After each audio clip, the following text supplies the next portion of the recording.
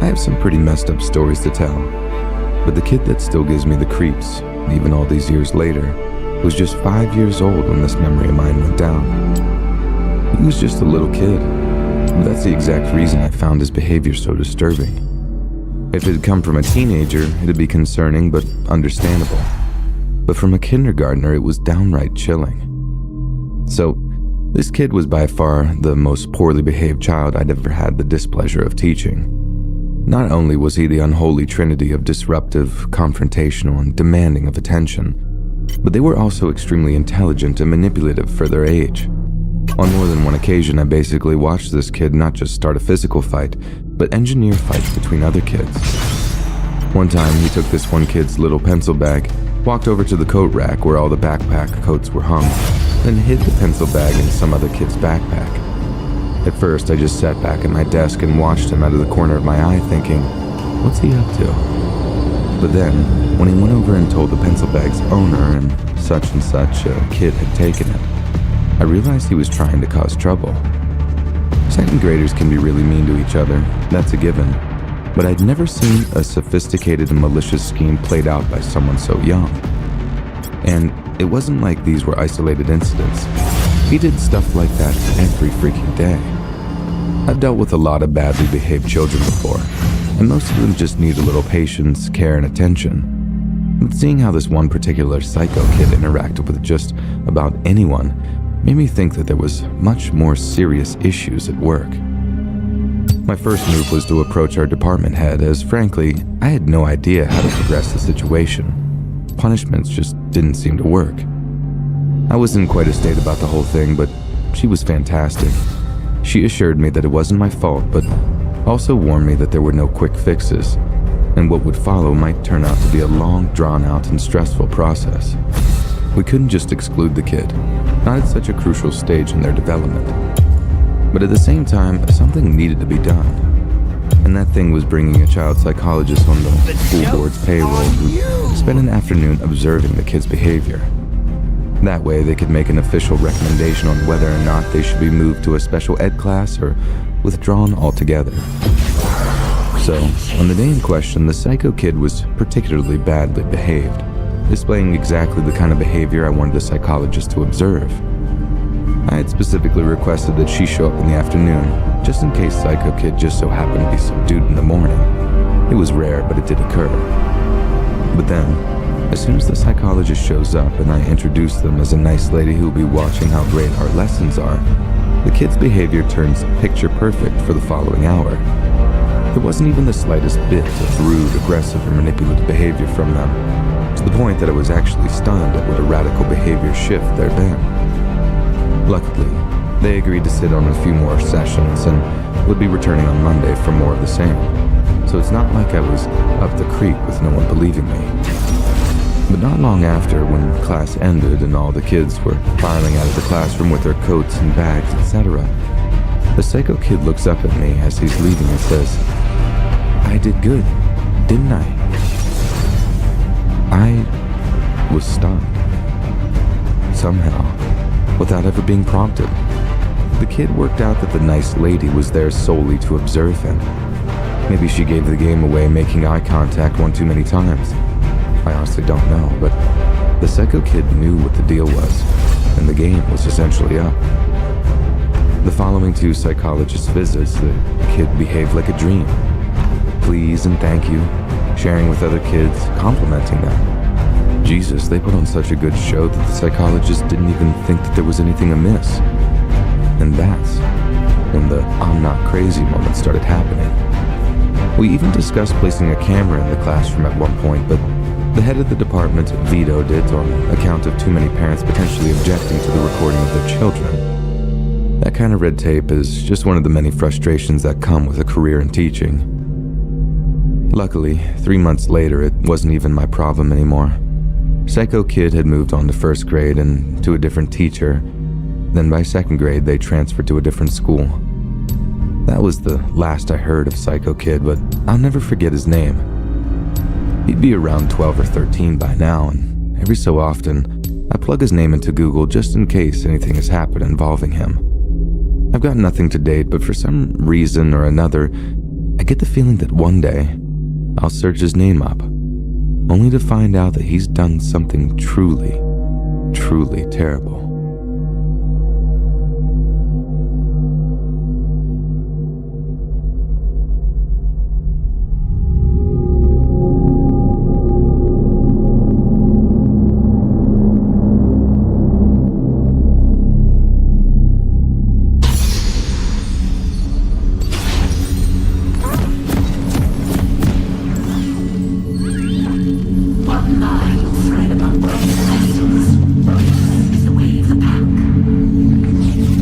Pretty rough state school here in the UK. It was only for 3 years as I ended up moving schools to complete my GCSEs, but it definitely made an impression on me, as well as leaving me with a handful of anecdotes that I don't think I'll ever get tired of telling. Most of them are pretty funny, childish antics and schoolyard gossip, that sort of 30 thing. seconds until But minions one or two spawn. others tend to provoke horrified reactions from anyone I tell them to. And one of these stories is the story of when Mr. Broughton had enough. As what I would tell them. So there was this kid in my English class called Francis. And Francis was one of those hard cases in our year group. He basically did whatever he wanted because teachers knew that it was just easier to ignore him and teach the kids who wanted teaching as opposed to rising to his bait. Minions have Try to discipline spawned. him and Francis might just decide to throw a chair or something. As you can imagine, most teachers didn't want the smoke, so Francis basically ran year 10 for a while. And it wasn't just the teachers' lives he made miserable either. Anyone who wasn't in his little circle of friends was a target for his aggression. As I'm often fond of telling people, he literally fulfilled the archaic bully stereotype of stealing people's lunch money. And it was quite a while before the school threatened to get the police involved. I think they couldn't even expel him because he'd already been expelled once, and no other school in his postcode would take him, so we were kind of legally stuck with them, I guess. And apparently, so was Mr. Broughton. Francis gave all his teachers a hard time, but Broughton was a kind of exception. You see, he was a big bloke, an ex-rugby player who tried and failed at setting up a senior rugby team when all the year 10 and 11 lads wanted to do was play football or get high. Given the chance, he would crush Francis in a second. But given all the rules on how teachers couldn't touch students, Francis knew he was basically untouchable. But that didn't mean he wasn't cautious about it. Francis definitely gave Mr. Broughton an easier time than the rest, at least until the day he decided to push the envelope. So, that day we're sitting in English class and Broughton is trying with all his might to get us to read through Act 2 of A Midsummer Night's Dream. Francis is up to his usual tricks, trying to put people off reading, making silly innuendos, generally making a nuisance of himself. And Broughton starts telling him off for it. Gently, mind you, but he's still telling him to shut up and behave. Whenever anything like that happened, I just learned to zone out and let it happen.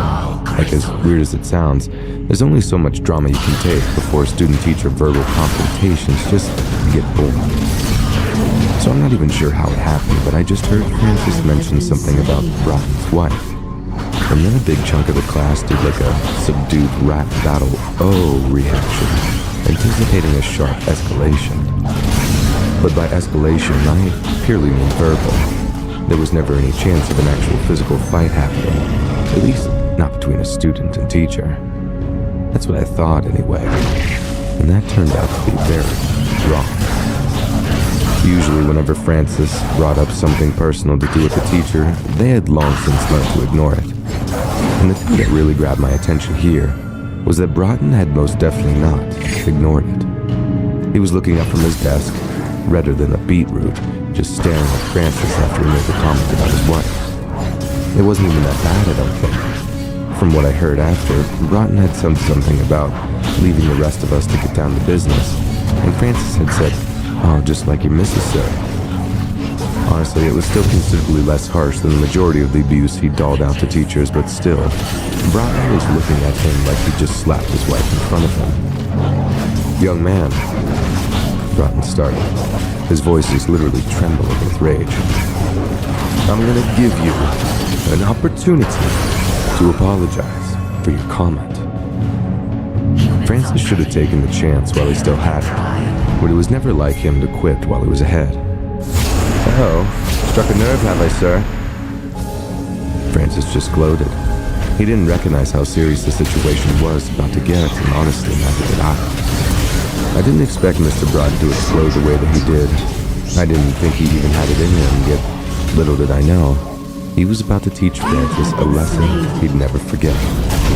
"Just apologize," Broughton said, "and we can leave this here." And the way he said it was so searing that the whole class was silent, waiting for Francis's retort. And I remember shifting in my seat to subtly watch whatever he was about to do. I think everyone and their dog could see something cataclysmic was about to go down. Everyone, except Francis. "Oh, touchy subject, eh, sir?" he said. "What? Did she cheat on you or something? Having it away with the milkman on the side?" At that, Broughton exploded, standing up so violently from his chair that his desk shifted a bit. He then marches down one of the rows of desks towards where Francis is sat, and Francis responds by standing up, stepping into the aisle, and throwing his arms up in the air like, "Come on then," kind of way. He'd done it before, many times than I could count, and it always ended with the teacher backing down and Francis firmly being king of the classroom. Not this time. Both of Broughton's massive rugby player hands shoot up and wrap themselves around Francis's throat. The choking sound he set out was honestly terrifying, like a sharp, constricted attempt at inhalation that just came out as a gargle. We knocked him over. The entire class gasped as Francis threw a punch in Broughton's direction, but his reach was nothing compared to the teacher's, and his swings missed wildly as he turned increasingly red in the face. I thought Broughton might throw a punch back for a second, but he didn't. Instead, he drags Francis just a few feet toward one of the windows. These are the kind that don't open up horizontally, like a door. They're the kind that open vertically and with just a crack, if that makes sense. Safety windows, so a kid couldn't just fall out, but with an angry teacher forcing a kid towards the opening, there was still enough room for a kid to be thrown out, which is exactly what Broughton appeared to be doing. He was forcing Francis's head towards the opening, pinning him down on the windowsill before forcing his head into the opening. Through a combination of choking and struggle, Francis had barely made a sound as the entire class just sat back and watched in horror. But as soon as his head was out the window, and he's looking down 3 stories at a concrete playground, his attitude changed completely. "Sir, please, I'm sorry. Sir, no." If anyone had been about to speak up, hearing Francis talk in a way that sounded utterly terrified, it stunned everyone into silence. It was like seeing a unicorn or something you never, ever expected to see with your own eyes. A scared Francis seemed like a complete oxymoron, a total impossibility, right up until that moment. "Tell me I wouldn't be doing the world a favor," Broughton said. He was angry that his voice was cracking as he screamed. "Go on, tell me. Tell me who'd be sad if I just dropped you." At least a third of Francis's upper body is jammed out the window at that point.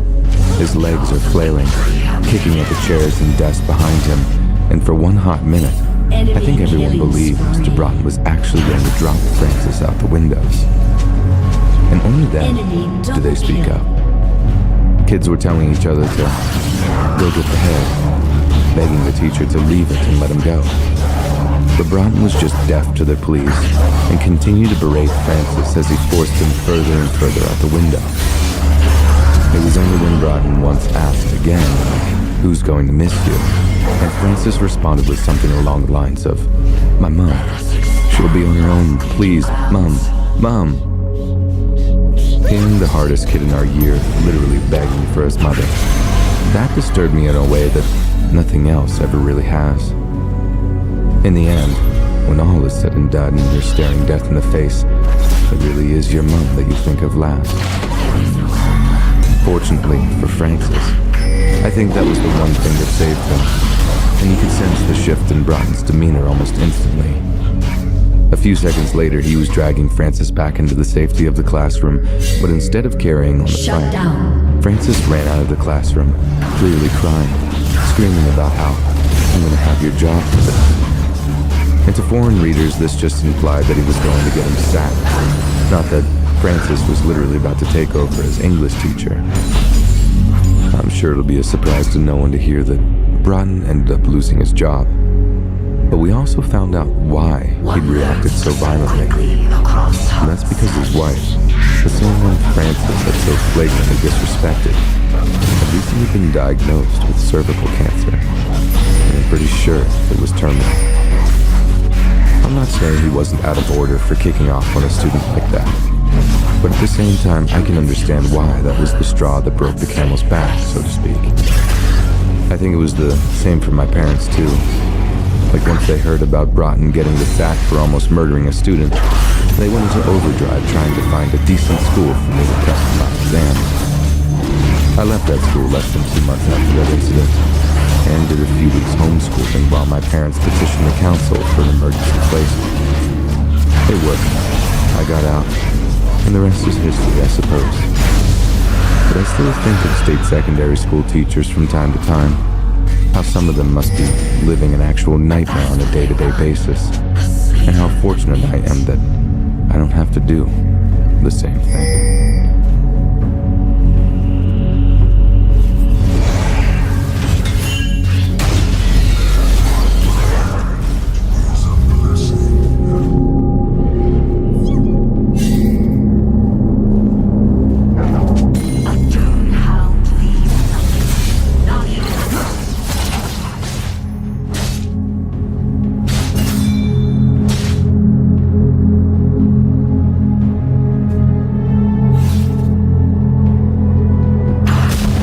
Second teaching position I ever had, and it was at this god-awful inner-city school with a power-mad principal and staff who just didn't care. I had two main problems at the time. One, the school's computer equipment was garbage and desperately needed an upgrade. I kept pushing for an upgrade, but she wouldn't release any funds because her frugal budgeting had made her the darling of the local school board. I was threatening to go public about it, and instead of just doing the right thing, I could tell the principal was looking to get rid of me. All she needed was a reason to do it. And two, the second problem was a girl we'll just call Tammy, because I can't actually name her or the school for legal reasons. Tammy was a pain in my behind, a textbook case of a disruptive student. I don't even mind if a kid just wants to show up and nap. I'm willing to just focus on the ones who want to better themselves. But a kid who makes it impossible for those kids to learn, every teacher's worst nightmare in my mind. Now, on the day it all started, Tammy was behaving particularly appallingly, and I was forced to send her to the principal's office.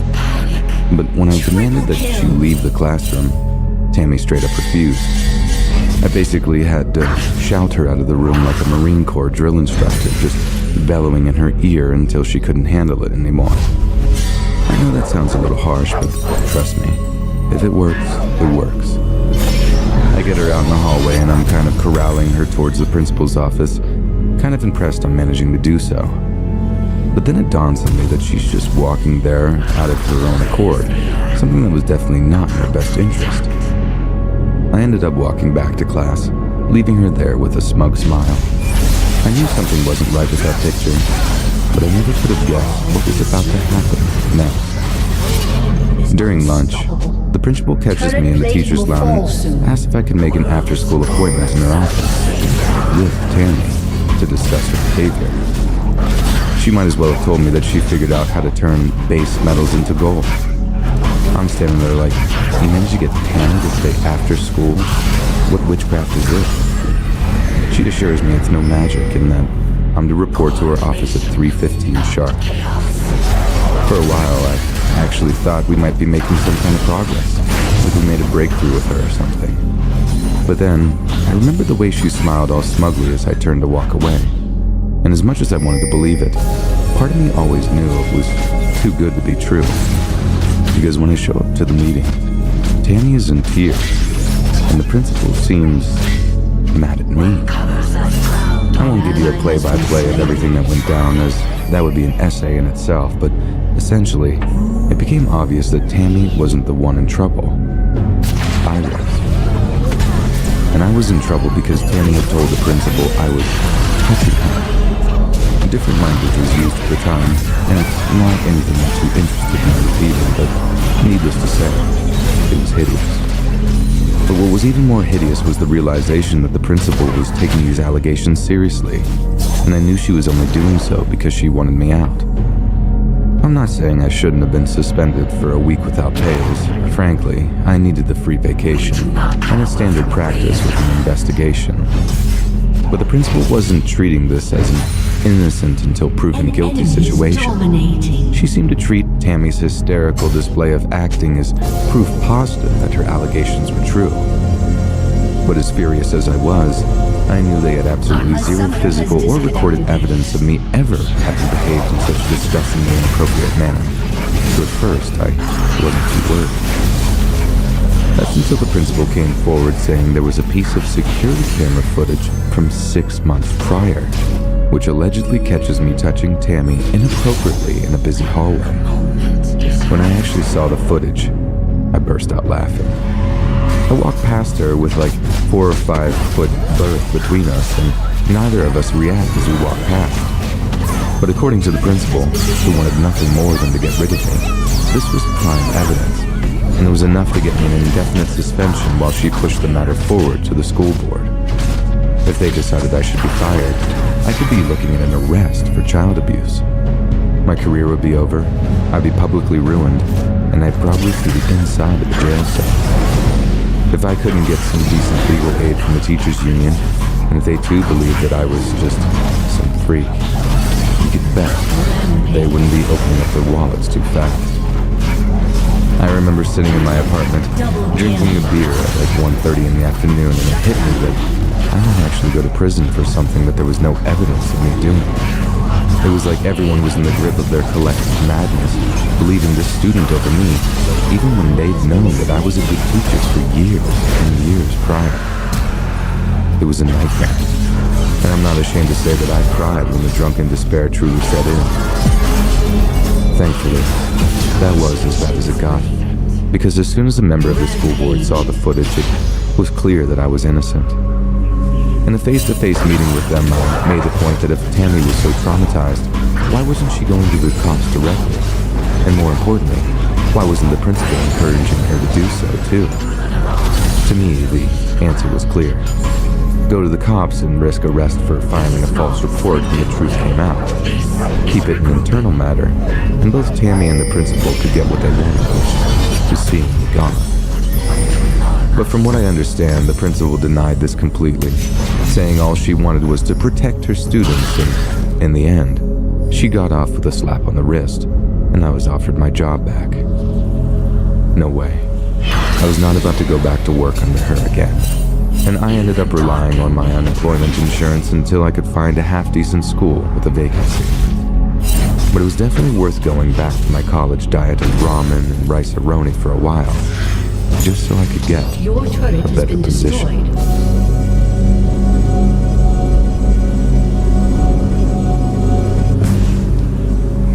Even the strongest can be overwhelmed. Your team has destroyed a turret.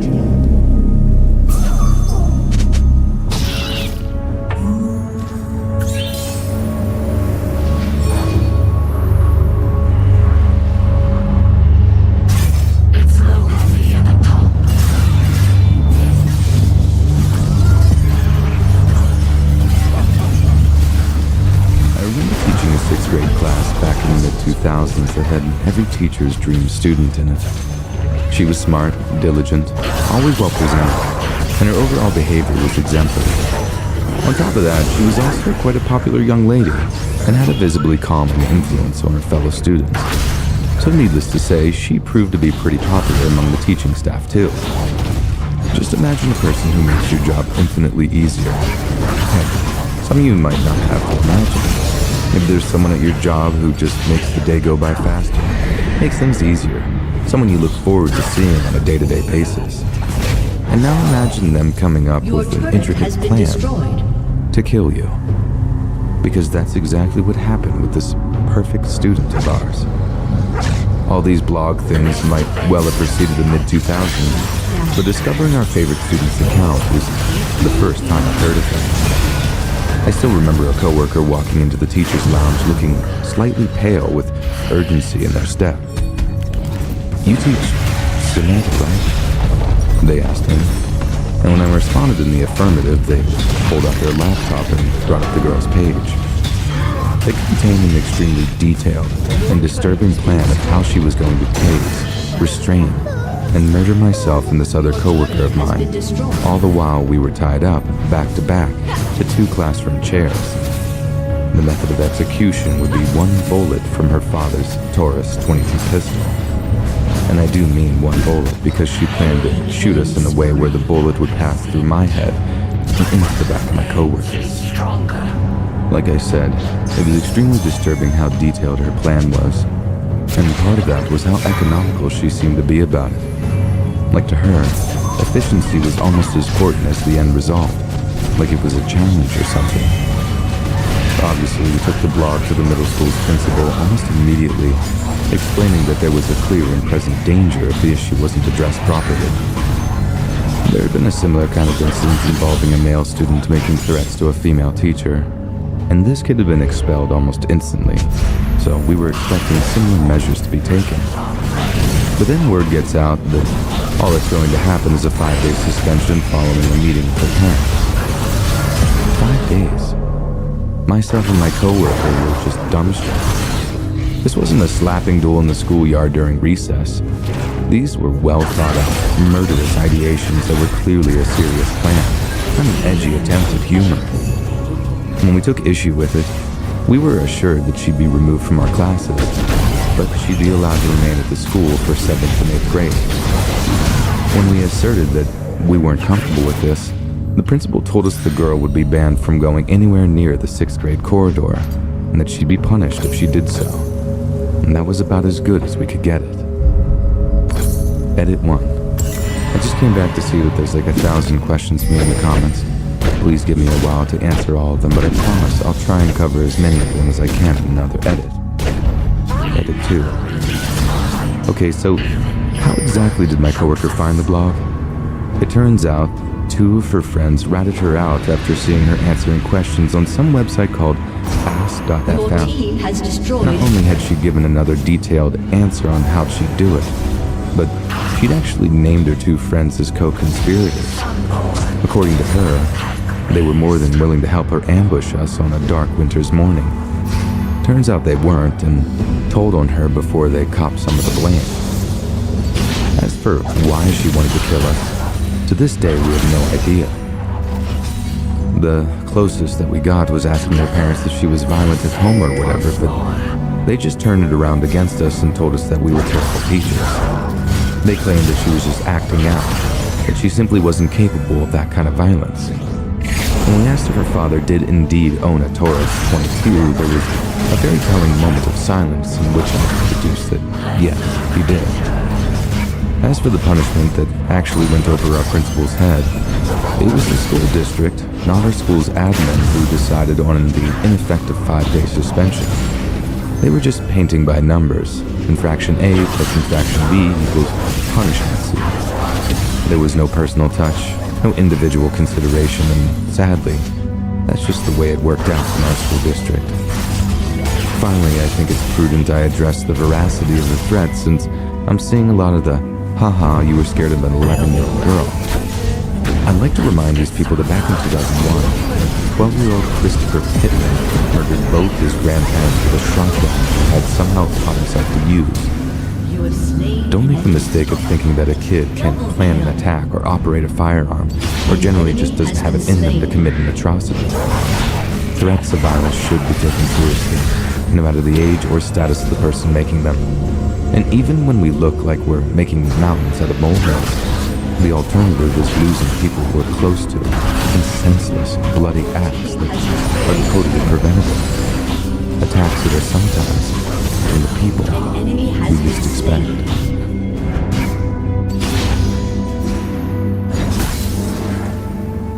Enemy rampage.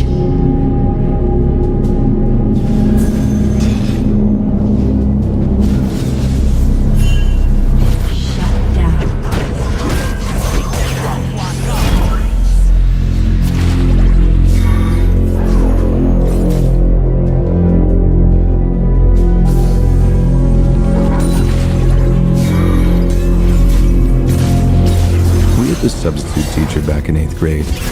He was real nice, but nobody took him seriously at all. He kept order by being chill, but he was a little too chill, and I think most kids just perceive that as weakness.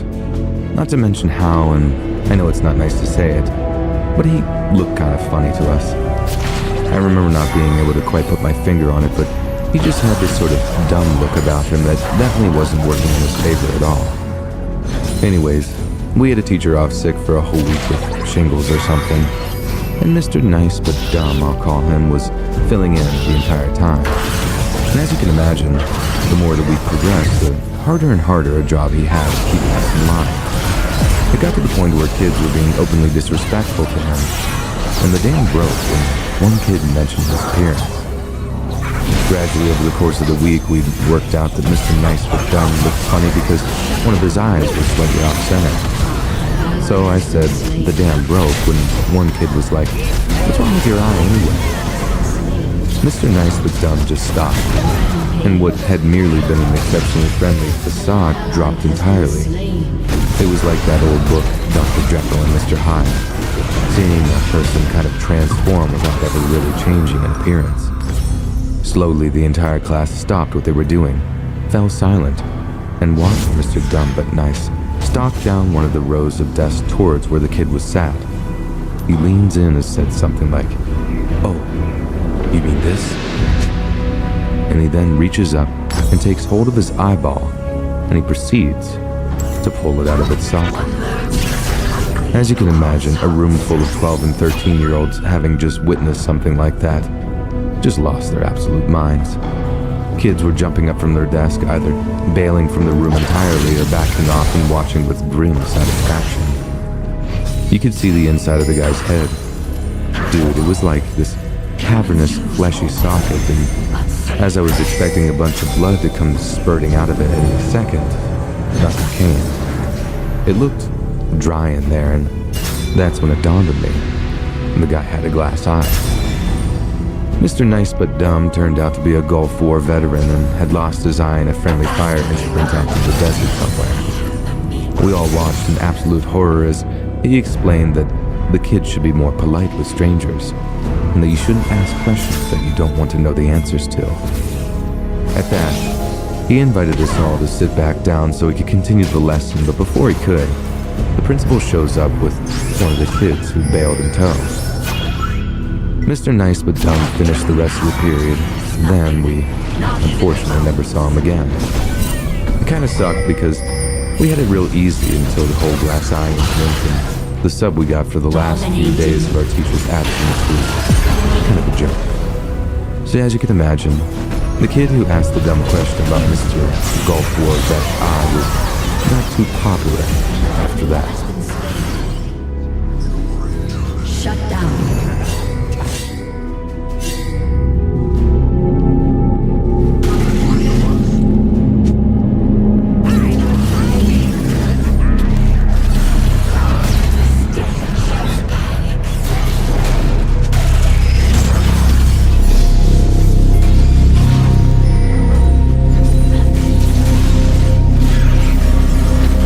2 years ago, I decided to take art as one of my electives.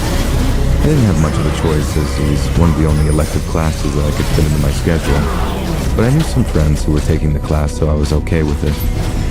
On registration, when I received my schedule, I was surprised to see that I didn't recognize the teacher's name.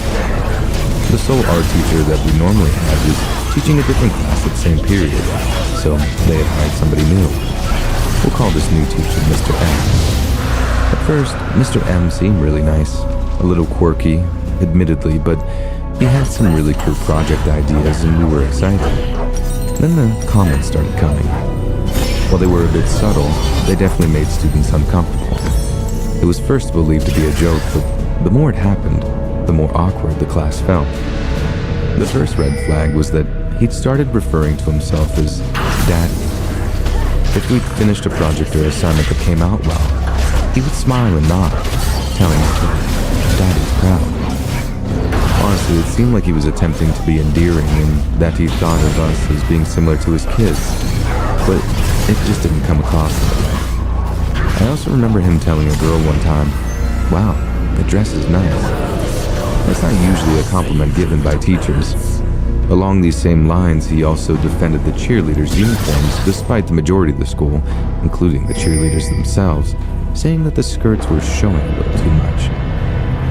After some similar comments were made and the referral to himself as Daddy continued, we suddenly got a substitute teacher, who ended up being our teacher for the remainder of the year. Nobody heard from Mr. F ever again.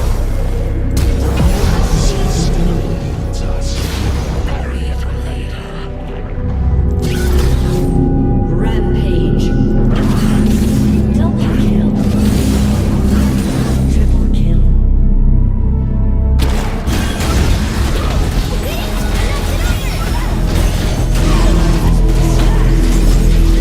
Quadra kill. Aced. Back when I was a high school sophomore in my hometown of Dallas, we had 3 different science teachers in the space of a year. First one left because she went on maternity leave, and the second one arrived because the second turned out to be crazier than a soup sandwich. And as much as that little turn of phrase might have made you chuckle, this story is about to get pretty dark, so strap in. As I said, the first teacher leaves to nurse her second kid, so Mr. Albright shows up. And the first thing he does is decorate his classroom with all his homemade taxidermy. Some of the girls thought it was incredibly creepy and refused to look anywhere near the little dead fox, squirrel, or the raccoon he kept on his desk. But I don't know. As much as they were kind of janky looking, he'd done a real good job with the eyes.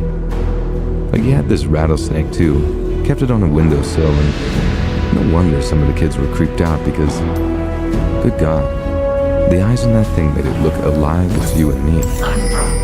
Mr. Albright was really weird too, but I couldn't help but hang around after class one day to ask about his taxidermy. He told me it was just a hobby, and the 3 examples he brought in were the only ones that had ever come out looking okay. That's when I complimented the eyes on the things, especially the eyes on the rattlesnake. This kind of silent pride seemed to wash over him, like he grew a few feet taller just from the compliment. I wasn't trying to kiss up or anything, they were just real good as all.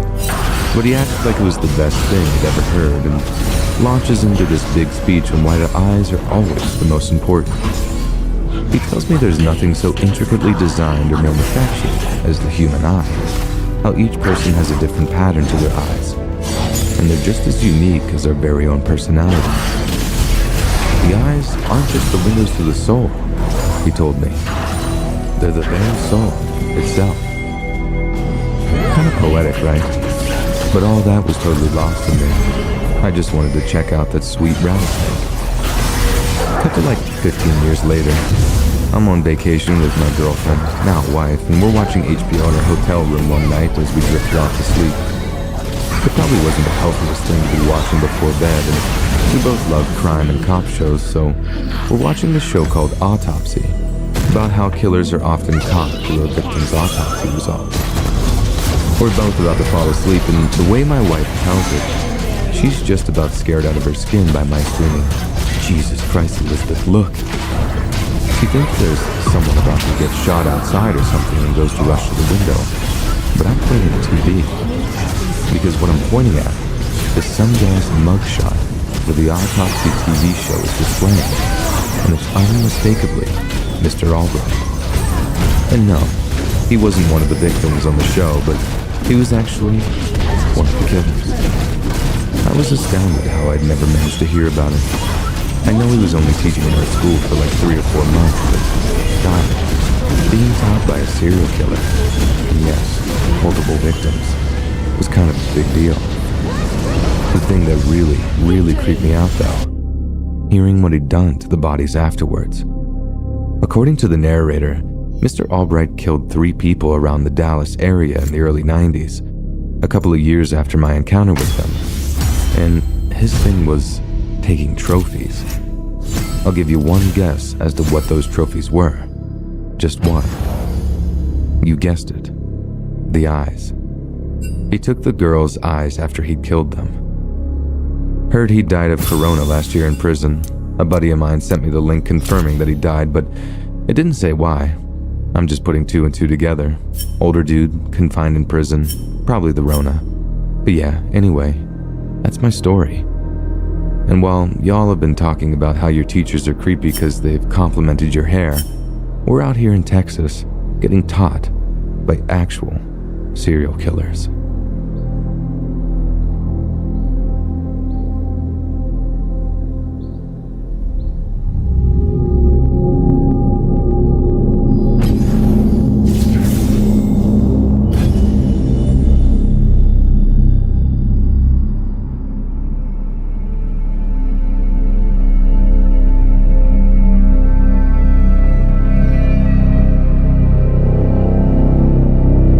I grew up in a kind of messed up family. My mom's side are all from Westfield, New Jersey, while my dad's side are all from Newark. Mom's family are all clean living, church-going people. But my dad's side, crooks, thugs, and thieves, all of them. They were never involved with the mafia or nothing like that, but they were still career criminals who tried their darndest to drag my dad down with them. Luckily, he escaped Newark and started a family nearer to his in-laws out in Westfield.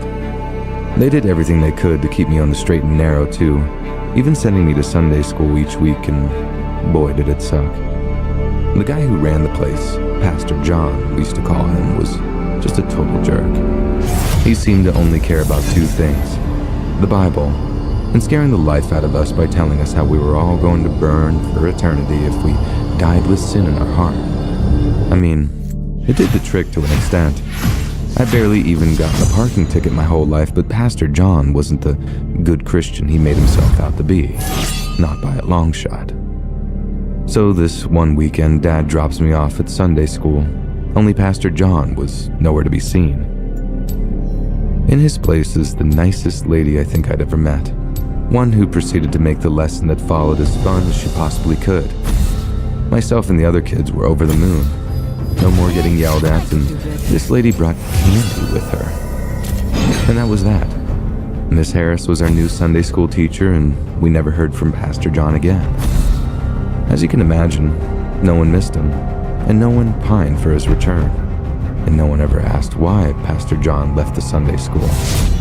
To me, it was a case of, don't let the door hit you where the good Lord split you. Decades go by. Actual decades, mind you. I started a family of my own. Mom and Dad turned gray, and in the same chair I used to drink juice boxes with my parents, I'm now drinking the same wine or beer they are. So me, my wife, Mom, and Dad are a little tipsy after dinner one night, and the kids are with a sitter, and the conversation is getting a little loose. Mom and Dad are playfully embarrassing me by telling my wife a few choice stories from my youth. Somehow, the subject of Sunday school comes up, and I say something about that jerk Pastor John.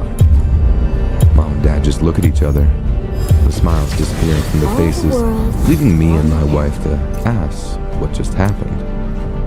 That's when my dad explains that Pastor John had simply disappeared one day, and the switch over to Mrs. Harris was news to them too. When they did learn, though, and what they worked tirelessly to keep from me, was that Pastor John had vanished. But only shortly after his entire family were found dead in their home. The cops thought that he was dead too for a while, that maybe he'd been kidnapped after home invaders had slaughtered his wife, kids, and mom in front of them. But then the case ran on America's Most Wanted, and the cops got a bunch of calls saying that Pastor John was living in Virginia under a different name. They go investigate, and sure enough, it's Pastor John with a fake ID, insisting he's never lived in New Jersey in his life.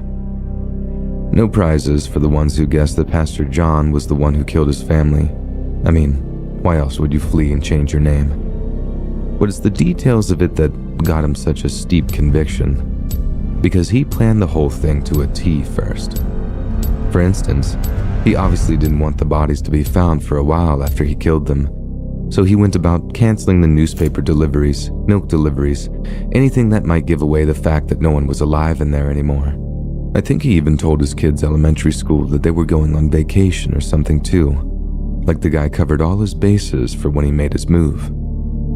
Seems like he almost escaped justice too, if it wasn't for some pesky TV show. I suppose that's why they call it the long arm of the law.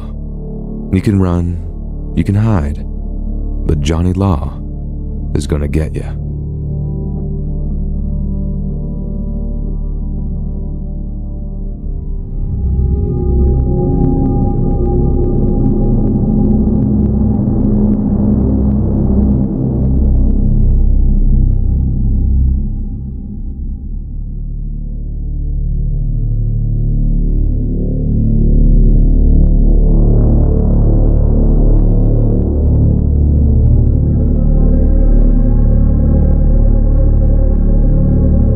This math teacher back in 7th grade who was just an all-around creep. Even worse, he doubled as my homeroom teacher, so I was around him about every day and sometimes for hours at a time.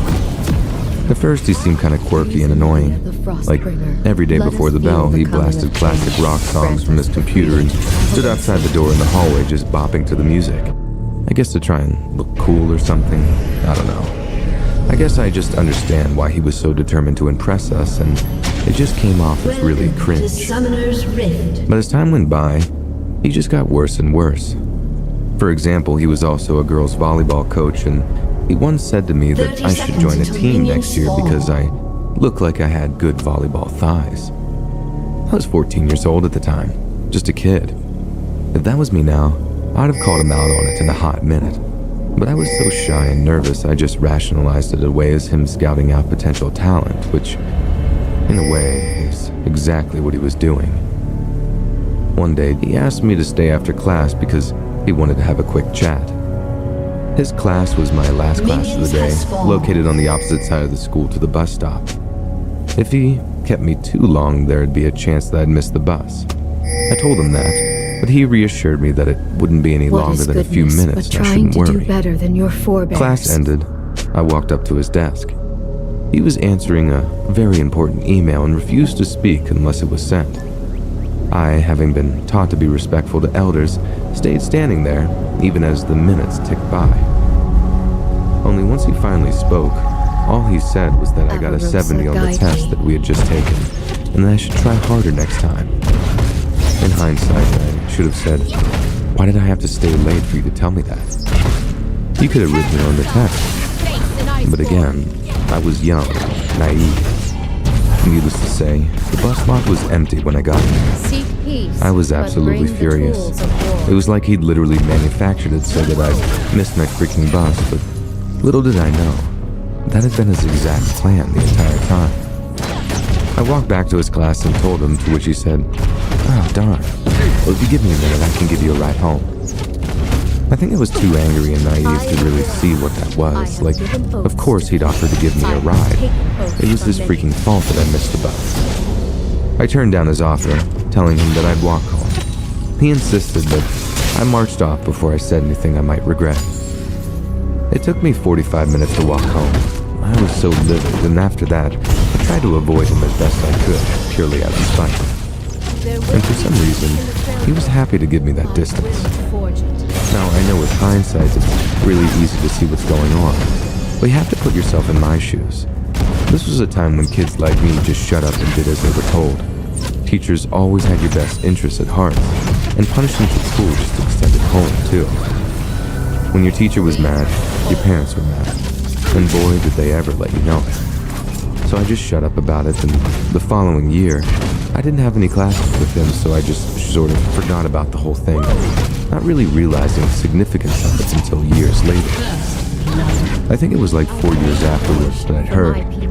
I was definitely in my senior year of high school, but the word went around some of the girls that had attended that middle school that the old math teacher was a perv. I mean, tell me something I don't know, right?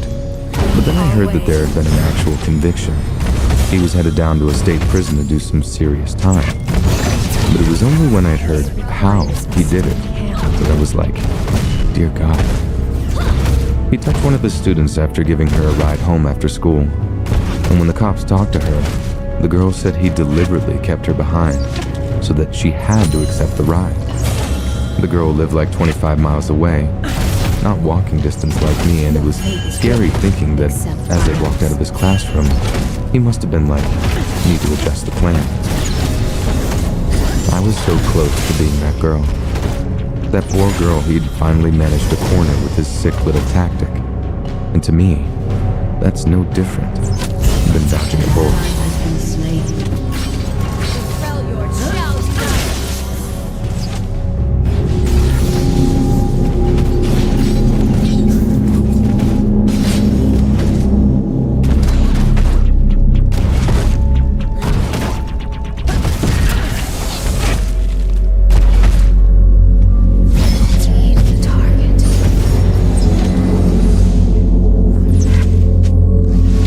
Sixth grade teacher who turned out to be an actual psychopath. And the worst thing is, we pretty much called it too. Lord knows why a woman might get into teaching when she seemed to hate kids so much. Like I'm pretty sure Mrs. Warmus was never the most mature person in any room, and that includes classrooms full of 12-year-olds. She was mean too, incredibly vindictive, and we always kind of joked about how she'd actually just snap and go berserk one day. Like that movie Carrie, but it's a teacher and she's barely been provoked before she just locks all the kids in the gym and burns the school down. And the battle is won. As hard as it might be to believe, not everyone found Mrs. Warmus as repulsive as we did. And although we didn't find out until after she moved on, she was actually having an affair with another one of the teachers, a music teacher named Mr. Solomon. One night, Miss Warmus arranges a secret date with her married lover at their discreet downtown eatery of choice. But before she goes to meet him, Miss Warmus drives over to Mr. Solomon's house, not to go meet him, but to go meet his wife. Now before all you girls jump the gun and think it's two sisters trapping the love rat, it wasn't that kind of visit. Miss Warmus knocks on the door, and when Mrs. Solomon answers, she pistol whips her and proceeds to shoot her over and over in the legs. Not to kill her, more like to torture her before she bled to death. Then, she goes inside, wipes some of the blood off her legs, then goes to meet her lover like nothing had happened at all. I heard he wanted to break up with her, and she'd been horrified at the idea. So as a little screw you, she decided that if she couldn't have him, neither could his wife. The whole thing always reminds me that sometimes a-holes just seem like a-holes. Annoying, but kind of harmless. But sometimes, they actually go on to hurt or kill people.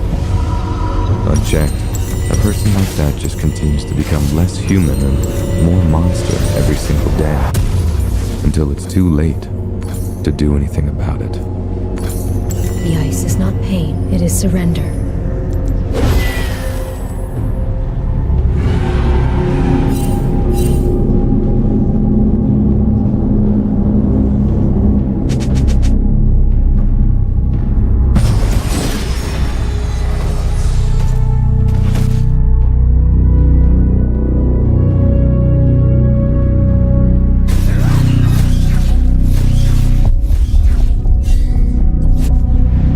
One night in May of 2010, the Suffolk County Dispatch Center in Long Island, New York, received a call from a terrified young woman.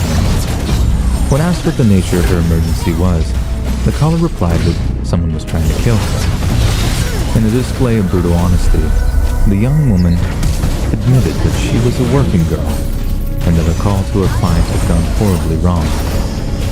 She added that she had successfully fled his apartment, but that she was terrified that he might be following her.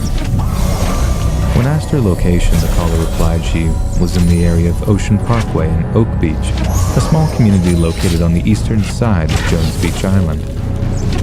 Since Oak Beach is built around a small stretch of 15-mile-long Ocean Parkway, the dispatcher told the young woman to make her way to a well-lit, open space near the highway. The plan was to position the girl in such a bright and public place that it might deter her attacker from making a move, but it also allowed nearby police units to race down the highway until the caller could see and hear their blaring lights and sirens. Again, such police activity would surely deter any potential attackers. Towards the end of their conversation, the caller is said to have said to the dispatcher, "Okay, I can see the cops now, thank you so much." The dispatcher then relayed the information to the patrol car, telling them the girl would be just a few hundred yards ahead of them. The caller once again thanked the dispatcher, then hung up the phone, apparently just seconds away from flagging down the incoming officers.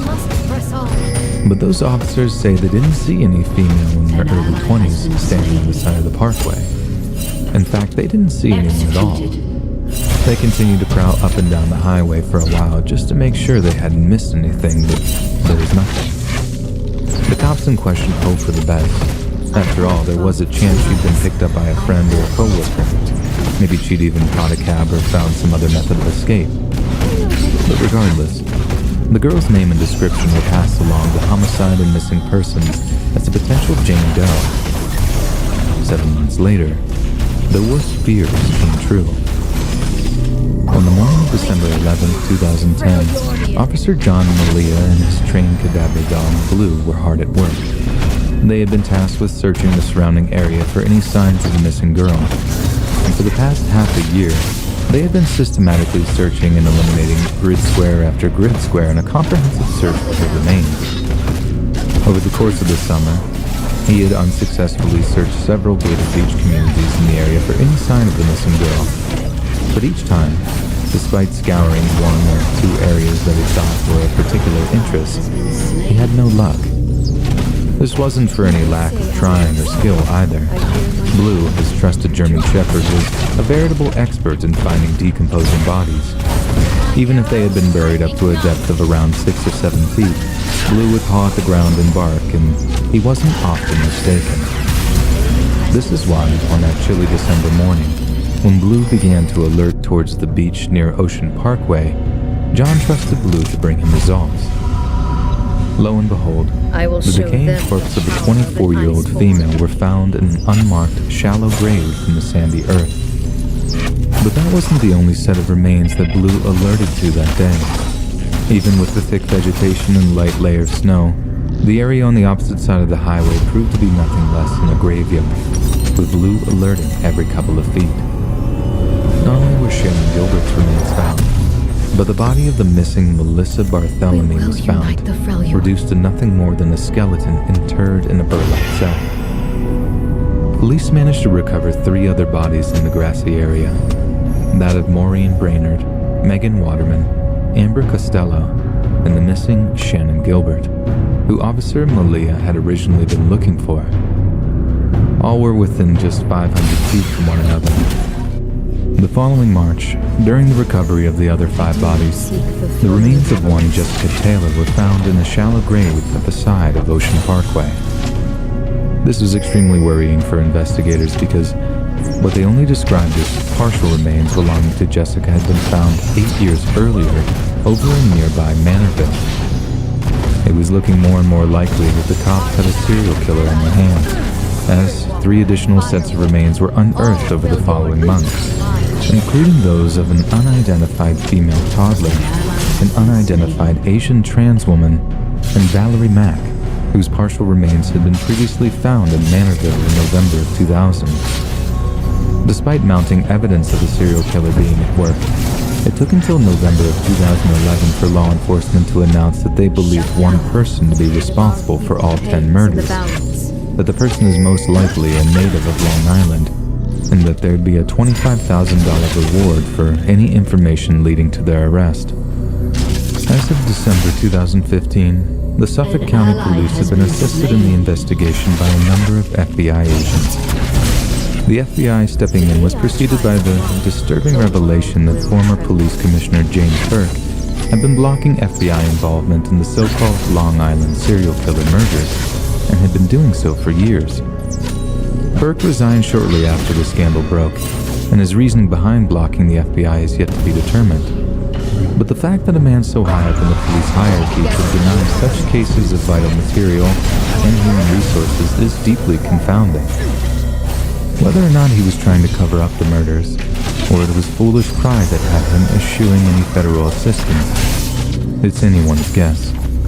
But Burke was sentenced to 46 months in prison in November of 2016 on charges of assault and conspiracy. Local police and FBI agents worked steadily on the case for almost 2 years before a Suffolk County prosecutor announced that John Vittrell, a carpenter from Manorville, was suspect in at least one of the murders. Bitrolf had been convicted in May of that year of the murders of 2 female escorts in 1993 and 1994. And in June 2019, homicide detectives proposed steps to use genetic genealogy to identify the unidentified victims and possibly the Long Island serial killer himself. It's unknown that any such tests have taken place, but if they have, they certainly didn't implicate Bitrolf any further, as no further attempts to charge him seem to have been made. You do not aim a bow at the Those target. affected by the murders had to Fire wait knowing years where the for any target will additional be. information. This is But in vision. January of 2020, Suffolk County Police released images of a belt found at the crime scene, one embossed with either the letters HM or An ally WH, has been depending on the slain. orientation of the belt, embossed in black leather. Police believe that the belt may well belong to the Long Island serial killer himself, but would not comment on exactly where the belt was found. However, they did mention the new scientific evidence is being used in the investigation, and they had launched GilgoNews.com, a website enabling Suffolk County Sheriff's Office to share news and receive tips regarding the investigation. Even though John Bitrolf had a history of murdering working girls, the complete dearth of physical evidence means we're forced to consider other suspects in the murder of some, if not all, of the victims. Homicide detectives briefly considered Joseph Brewer, an Oak Beach resident, to be a suspect, given that he was one of the last people known to have seen Shannon Gilbert alive. It was he that apparently hired her as an escort from Craigslist on the night of her disappearance, and told police that shortly after Shannon arrived at his residence, she began acting erratically, and he made no contact with her after she fled his home. Shannon was reportedly seen running through Oak Beach, pounding on the doors of homes in Brewer's neighborhood. Around this time, Shannon called 911 saying that they were trying to kill her. Police, however, did not find any evidence of wrongdoing, and Brewer was quickly cleared as a suspect. It does raise the question, though, if she was looking for refuge, would she not have simply stayed at Joseph's place? Why expose herself at such an apparently perilous moment? It also came to light that just 2 days after Shannon was declared missing, an Oak Beach resident named Peter Hackett had telephoned Shannon's mother to inform her that he was taking care of her. When she asked what he meant by that, he told her that he ran a home for wayward girls. When pressed, he hung up. Feel our way. He flatly denied this phone call ever took place when the police paid him a visit, but investigators proved, though, that Hackett had indeed called Shannon's mother using his cell phone records. It seemed all too much of a coincidence that Shannon's body was found just a stone's throw away from Hackett's home residence, too, and her family have stated on multiple occasions that they believe he had something to do with their daughter's death. However, police later learned that Hackett had a history of inserting himself into or exaggerating his role in certain major events, and that he had done exactly the same thing with a number of other high-profile murders and disappearances around the wider New York area. Hackett later left town and seems to have been completely rolled out as a suspect by investigating police. This leads us back to former Suffolk County Police Chief James Burke, who, if you remember, resigned his position and eventually went to prison for a series of corruption scandals. In December 2016, Shannon's family discovered that an escort had approached the police to state that she suspected that Burke might be connected to the Long Island serial killer case, confirming something they had long suspected. The escort stated that she had attended a party in Oak Beach in April of 2011, and it was at this party that she saw none other than James Burke in attendance. Not only did Burke proposition her at said party, but she also witnessed him engaging in some disturbingly violent behavior. According to her, Burke was seen dragging a woman of Asian descent along a carpeted floor by the hair. This appalling display was stopped by other partygoers, but the other girls present came to learn that Burke's violent behavior was caused by him being unable to climax during his time with the girl.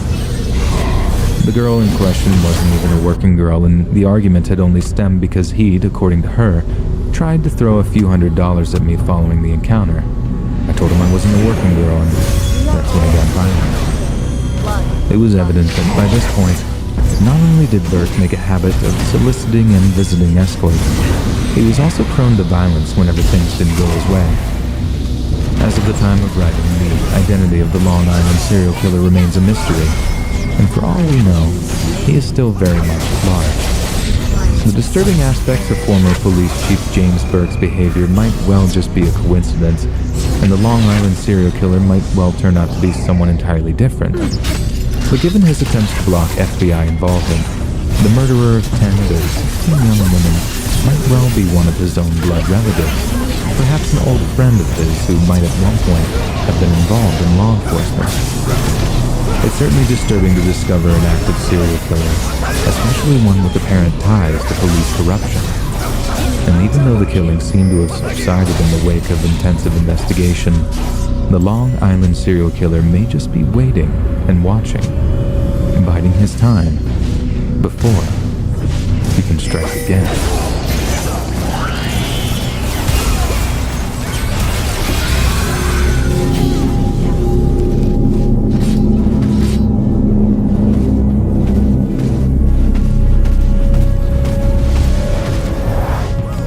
Princess Indhark, Warden of Sacrifice, protect my husband, protect my people. If my death pleases you, let it sustain my tribe. I have family over in Australia, so for 2 Christmases when I was a teenager, we packed up our stuff and traveled all the way from the UK to Brisbane to spend a month with them. The second month we spent with them when I was 19 was honestly the best 4 weeks of my life. The first visit when I was 14, not so much. It wasn't because I didn't get on with my cousins. They were wonderful, like little replicas of me and my brother, just with Aussie accents. And it definitely wasn't because of the weather or food or anything like that. No. My first trip to Australia was a nightmare because of, you guessed it, the wildlife. Because of the area and the time of year, my Aussie Uncle Tommy warned us mostly about ground snakes. He told my parents to keep kids away from the garage, the shed, any overgrown areas because not only were brown snakes very venomous, they were really bloody aggressive too. So for the first week or so of being there, avoiding any bushes or long grass like the plague, just praying I don't bump into anything slithery or bitey while playing in the well-pruned garden with my cousins. Only this time, we're playing on the beach and I suddenly need a leave. But instead of thinking to go in the ocean, I slink off behind some trees to pull aside my bathing costume and do my business. But no sooner am I in the foliage, I see this massive snake all curled up. I don't know for certain if it was a brown snake or not, but I definitely wasn't about to stick around to find out. I bolt off back in the direction of the beach, screaming about the snake, and this freaks my parents out a bit while my cousin takes off to do a stand-up wee in the water. Not my proudest or most graceful moment, but far better than squatting next to a friggin' snake. My point is, I think I'm safe at the beach. I can go deep in the water, can't go into the bushes, but there on the beach it was actually safe. So after a late lunch, a beachside barbecue, I wandered off to some rock pools not far from where we were all camped under the shade of our canopies. I'm alone, just dipping my toes in the cool water while eating one of those cheap ice pop things, literally thinking to myself, this place is alright if you ignore the snakes. I wouldn't mind coming back sometime. Then as I'm waving my feet around in the water, the swirling is kicking up some of the sand at the bottom of this rock, and suddenly, I see something tiny swim up around my toes. I obviously reacted with fear at first, pulling my feet out and peering down into the water to see what it was. Then, to my absolute delight, I saw the tiniest little creature swimming through the water. A tiny little creature that I assumed was a baby octopus. I mean, it was so small that it looked like it had fit in the palm of my hand. And seeing its little legs kicking in such a cute, coordinated way, oh my god, I just had to pick it up to get a closer look. I started trying to scoop it out of the water with cupped hands. It takes me a few tries, but I eventually manage it. Only once it's out of the water and I'm staring down at the cute little guy, wriggling around in my hands, my mind is blown when it actually changes color. I had no idea that octopi could do that. Chameleons, sure, but octopi too, that's amazing. They went from yellow with black spots to black spots being filled with these almost luminously blue-colored rings, and was honestly one of the most amazing, magical things I'd ever seen with my own eyes. And right when I'm in the middle of admiring the thing, I feel this tiny little nip in my palm, no more painful than a sharp pinch. The jabs I had to get to visit Australia in the first place were more painful, so I didn't really think all that much of it. Like maybe the little guy's tentacle had suckered me a bit too hard or something. I dropped the little guy back in the rock pool and set off back towards where the families were. It was only maybe half a football pitch back to them, and halfway through the walk, I started to take a funny turn. I think the first thing I noticed was the kind of numbness in my lips and tongue. My mouth was dry, so I tried licking my lips, only to find I had less and less feeling in them by the second. I put this down to the ice pop, but as I carried on walking, I felt increasingly nauseous and tired to the point by the time I got back to the families, I just collapsed down into my bum. Obviously, they were all saying, "Jenny, are you alright?" and things like that, but when I tried to tell them I wasn't feeling very well, I could barely get the words out. My throat was dry, I could barely swallow, and second by second, I'm feeling more and more numb all over, until eventually, I just collapsed back into the sand. Not everyone around it looked like I just passed out, but in reality, I was wide awake and fully conscious. I couldn't move, but I could hear everything they were saying about calling 000, the Aussie emergency number. Those were some of the most terrifying moments of my life. Not just because I was somehow paralyzed, but because it was getting harder and harder to breathe. I'm slowly becoming so paralyzed that my respiratory system is shutting down, but I can't tell The day anyone. our tribes are one. Honestly, just writing this is so difficult for me because although it was so long ago and patches of the next few days are blurry, I can still remember the feeling of terror that came from being certain that I was about to die. So like I said, totally paralyzed, but my eyes are open ever so slightly, so I can't really feel what's going on, but I can see when I'm being moved around by people, if that makes sense. I can also see when someone leaning down over my face and gets in really, really close. Then suddenly, that feeling of tightness in my chest is gone, and it takes me a second or two to figure how, but realize that someone is giving me CPR. I start to make out actual voices at that point, sort of tuning into each one, and I worked out that people were obviously trying to save my life, but they weren't family members. But the scariest bit was hearing one of them say, "I think she's dying." I'm thinking, oh my god, no, please don't stop, please, God, check my pulse or something. Obviously, that's exactly what they did, or I wouldn't be here now to write this. But the sheer bloody relief when I heard, "She's still with us," before I could actually, suddenly, breathe again. I can't even put into words, really. After that, I don't remember anything. I think I woke up in the hospital on a respirator, but I honestly think I could have just dreamed that because the next time I actually woke up, I was breathing on my own, and almost the entire family was in the hospital ready to welcome me back. I still had no idea what had happened to me, and my memory was in shambles. Even being in a hospital freaked me out at first, so that was one of the first things that I asked when I woke up. How did I get here? And the answer to the question came down to 3 little words. Blue ring octopus. There are probably people reading this who are screaming, "Oh my god, no," as soon as I picked up that cute little 8-limbed guy. I thought it was a baby, but no. Fully grown adult blue-ringed octopus. And they're some of the most dangerous animals on the face of the earth. That was actually a story I saw a while ago from a tourist from America. She had picked up a blue-ringed octopus just like I did while holidaying in Australia, having no idea what it was, only to be told after that it could have killed her in minutes. Hearing about that didn't half bring some bad memories.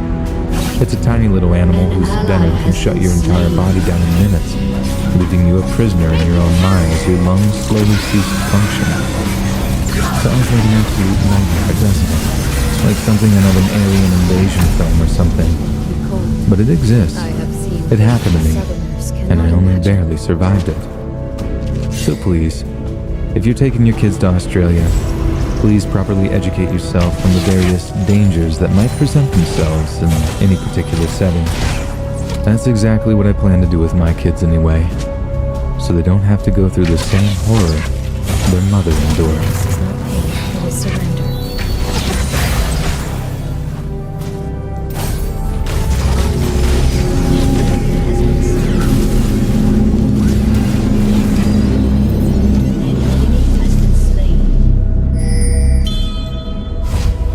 An ally has been slain.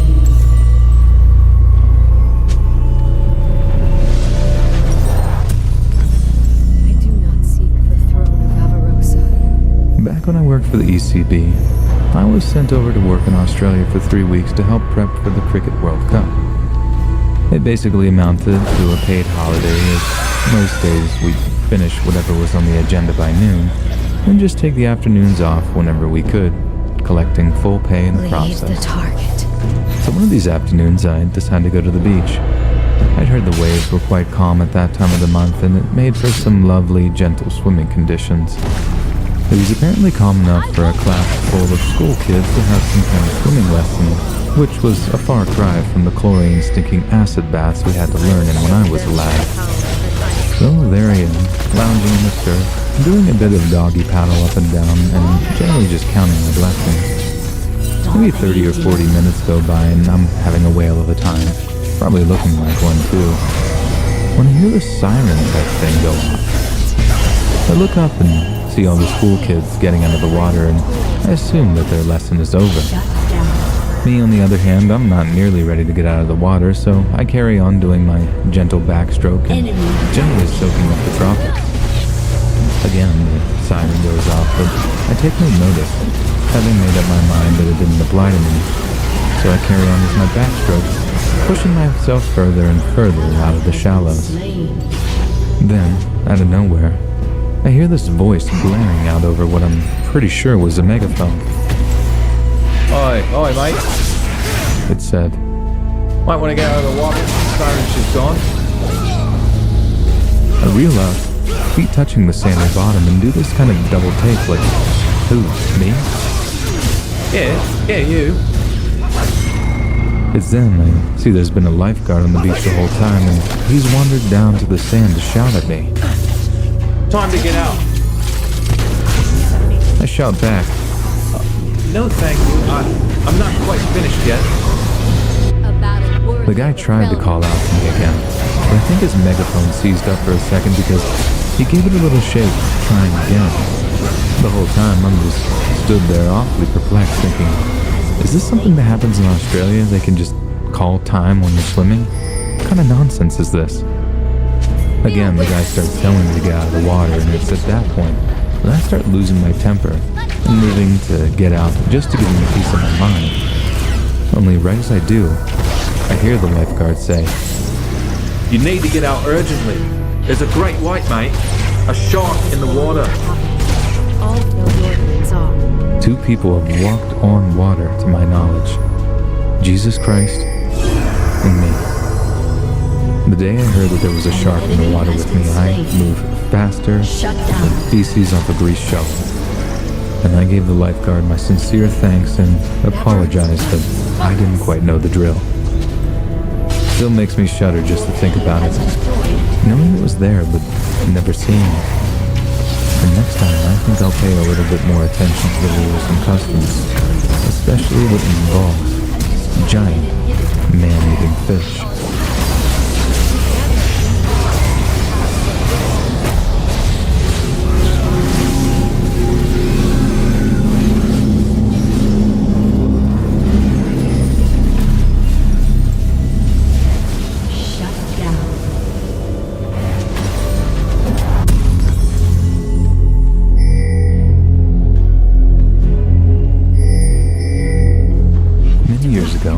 My husband and I took our kids on vacation to Sri Lanka.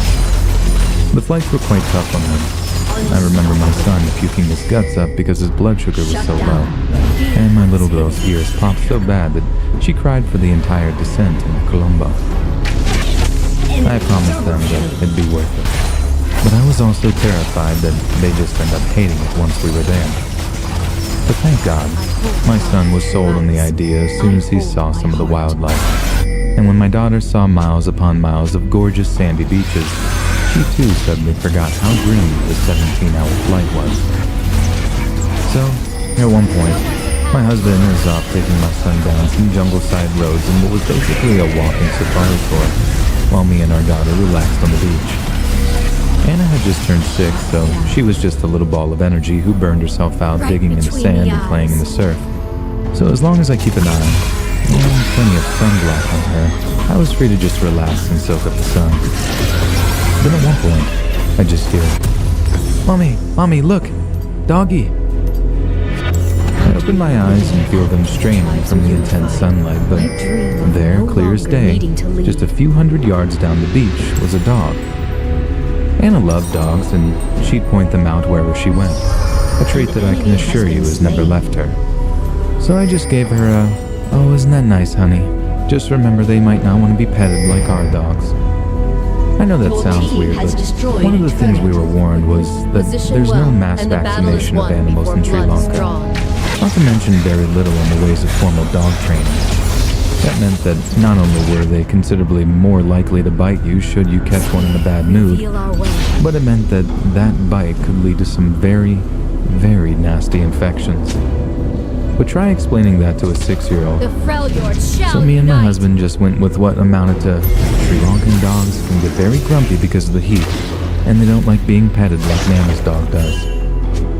Knowing how grumpy intense heat made her, she ate up our excuse without many questions. So, like I said, I acknowledged the dogs and just closed my eyes again and carried on sunbathing. A minute later I hear, Mommy, look! Another dog! Again, I open my eyes, make myself a little sun visor with my hand, and look down the beach to see 2 dogs this time. They're both these blonde mongrel things, their breed indistinguishable as the result of probably hundreds of years of unchecked breeding. They hadn't caused us any trouble at that point, because as much as they were actually wild dogs, they were still quite chilled out. The beach cafes fed them leftovers to keep them sweet, so they spent most of their days just sleeping to beat the heat. Trouble was, they were decidedly unpredictable, and could be your average tail-wagging good boy one minute, and something distinctly different the next. So, as I said, I look up to see 2 dogs this time. They were playing in the sand, getting close to the water, then rushing back whenever a wave crashed in. Admittedly, it was very sweet, so I watched them playing for a minute before my eyes began to close over again. A bit more time goes by, longer than between the first 2 of Anna's dog sightings. Then all of a sudden, I hear, Mommy, look, Mommy! This time, Anna is much further down the beach than the first 2 times she called me, and there's not 1 or 2 additional dogs on the beach. There's an entire pack of them.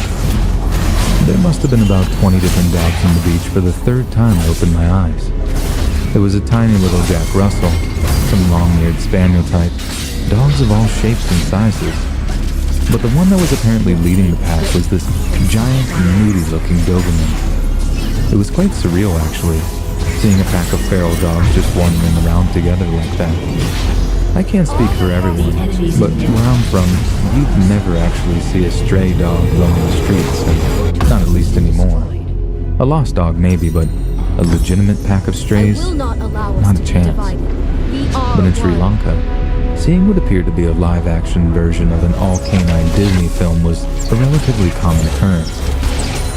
At first, I gave a little chuckle and reached for my phone to get a picture. But just as I do, I give the whole scene another look. 6-year-old daughter, pack of stray dogs. She's slowly wandering towards them. They're paying her increasingly more attention as more and more dogs stop playing and begin to look in her direction. It was this huge uh-oh moment, and as it hit me, I got up, took my flip-flops off in preparation to run, and started calmly calling out for Anna to walk back to me.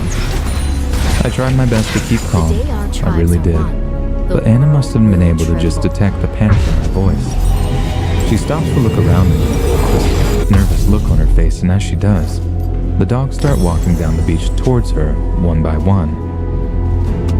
was saying, "Walk back to mommy, Anna. Walk back to mommy." Trying to emphasize the walking part because I knew the dog would only chase her if she ran. They were all staring her down, I do not ears seek pricked the up, throne of Avarosa. and I'm praying for them to just stay put, but as Anna looked back, saw that they were closer, and started to run, they gave chase. What I felt next, I don't think I can even call it fear. I had to put myself in between those dogs and my daughter, even if it meant me getting hurt. That's just what a I mother will show does. them the power I wouldn't of even an say I'm a iceborn. particularly brave person, but I didn't think twice. And I suppose that just speaks to the power of motherly instincts. I sprint forward, position myself between Anna and the charging dogs, then begin banging my flip-flops together, screaming. I waved my arms in the air, jumped up and down, banging the flip-flops intermittently, and I must have looked like an absolute maniac, but my God, did it work. If all those dogs just carried on rushing me, they could have taken me down in seconds, but my wild display had them literally stopping in their tracks. Or rather, once I managed to psych the Doberman out, the rest lost their spunk. I still remember what like was yesterday. Seeing him or her make this goofy, scared dog face before it literally skidded in the sand, turned tail, and ran away. As I turned around to comfort the now hysterical Anna, I realized that pretty much everyone that was sunbathing, chilling in beachside cafes, or swimming had emerged to watch. And I do mean watch. Not a single one of them came to check on us, and in the end, it was actually some little Sri Lankan surfer type that ran over to ask if we were okay. He was swiftly followed by the owner of the cafe we've been visiting. He checks us over, sees that we haven't been bitten, then invites us back up to the cafe's patio. Within seconds, he presents my daughter with a huge bowl of chocolate ice cream, and the man was a genius in my mind. She went from absolutely inconsolable to gently sobbing to fine within about 15 minutes. Don't get me wrong, she was still a bit freaked out following the whole thing. Anyone would be. But we palmed her off by saying we just wanted to play. But they might get a little rough, so it's best to stay near mommy and daddy whenever there's lots of doggies around. This made sense to her, and she was back to thinking Sri Lanka was the best place ever in no time. Your team has destroyed I suppose this has been a quite long-winded way of saying that no, it's not a terrible idea to take your kids on vacation to more exotic places. Yes, there can be risks, but I honestly feel like the net benefit is high enough to make it totally worth it. Just be sure to do your research, and remember that a seemingly harmless situation can turn into a dangerous one in a remarkably uncomfortable amount of time.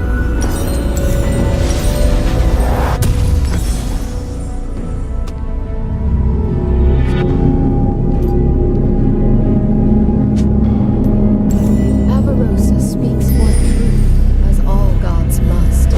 She is our dream of unity.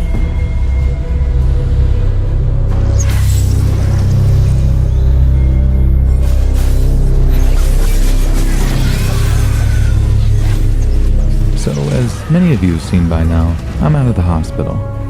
Maddie's in critical condition, but he's stable, and I'm sure with any luck he'll be out soon too. I've got something serious to say though. A lot of people have been asking questions on here, and I'm seeing a lot of things flying around social media that just aren't true. I know this post might be a wall of text, but I really do feel like I need to set the record straight on a few things. As you all know, me, Maddie, and my little cousin Paul went down to Crosby Beach over the weekend to enjoy some of the nice weather we've been having. We went down on Sunday afternoon with a few beers and a disposable barbecue, purely with the intention of having a nice little scram and some bevies. I want to make that abundantly clear. We weren't going looking for trouble. This isn't part of some mad gang beef, and we don't live like that. We're not thugs.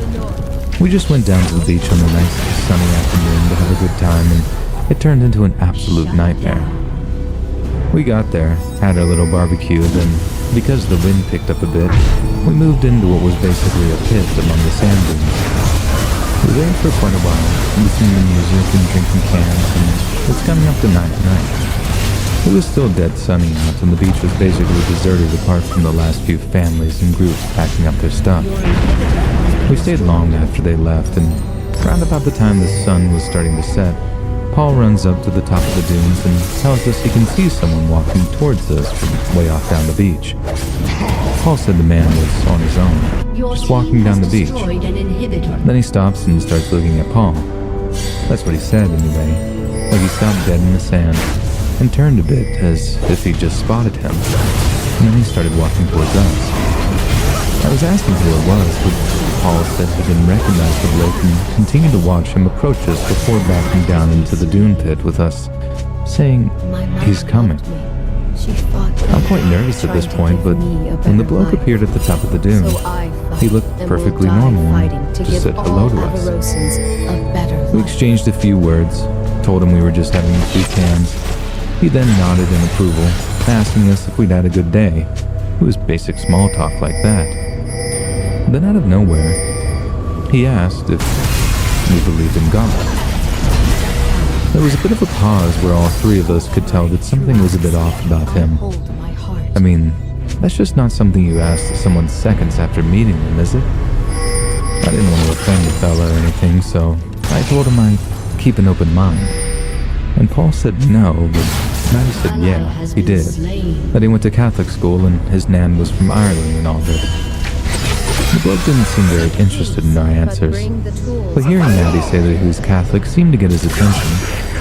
The fella just starts staring at him, and it's so awkward that Maddie has to ask if he believes in God in return, just to fill the awkward silence. The fella doesn't reply. He just pointed at Maddie and said, "It's you." Maddie asked if they'd met before, then started to apologize if he didn't remember him, but as he's doing this, the lad started walking down into the pit. As he gets to the bottom, he says, "I'm sorry, I just need a bit. It's only a bit." And I think he's about to rob a can off us, or worse, mug us for our wallets or whatever. But he keeps walking through the sand towards Maddie, and that's when I hear our Paul shout that he had a knife. I only saw him stab Maddie once before I rushed him, but I know he was trying to stab him again as he went down. I tried to pull the knife away from Maddie, but the guy only used my momentum against me and brought it down into my leg just above my knee.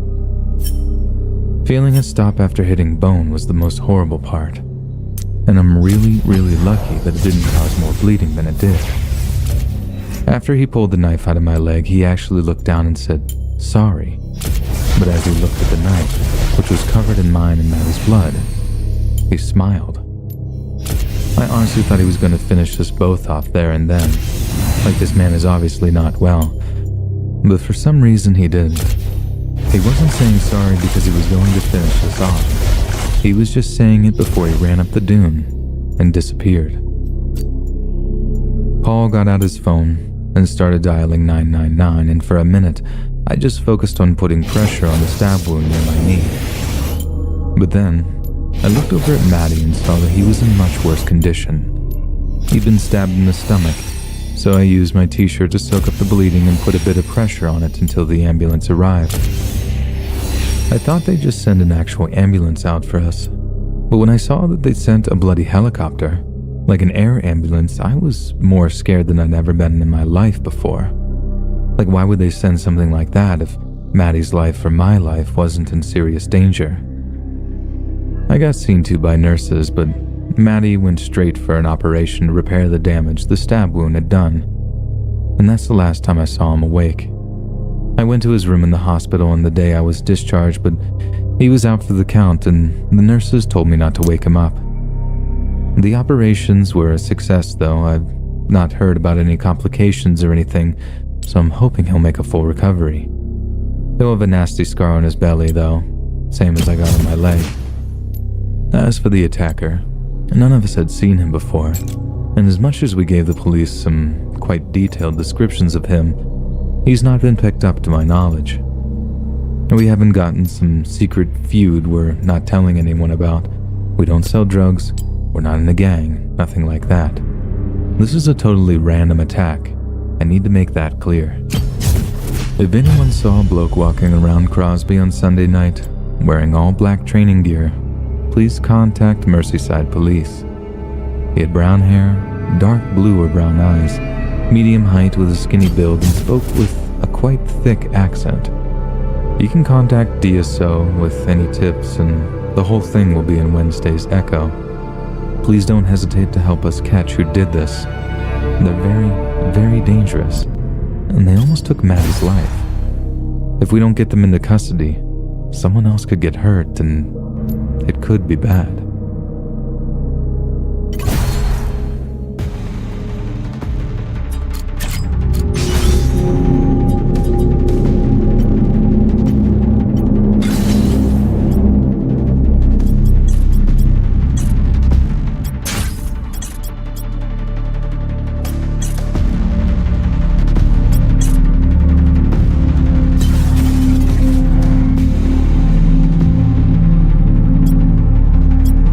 When I was a kid, my family drove me out to a relative's caravan so we all could go to the beach.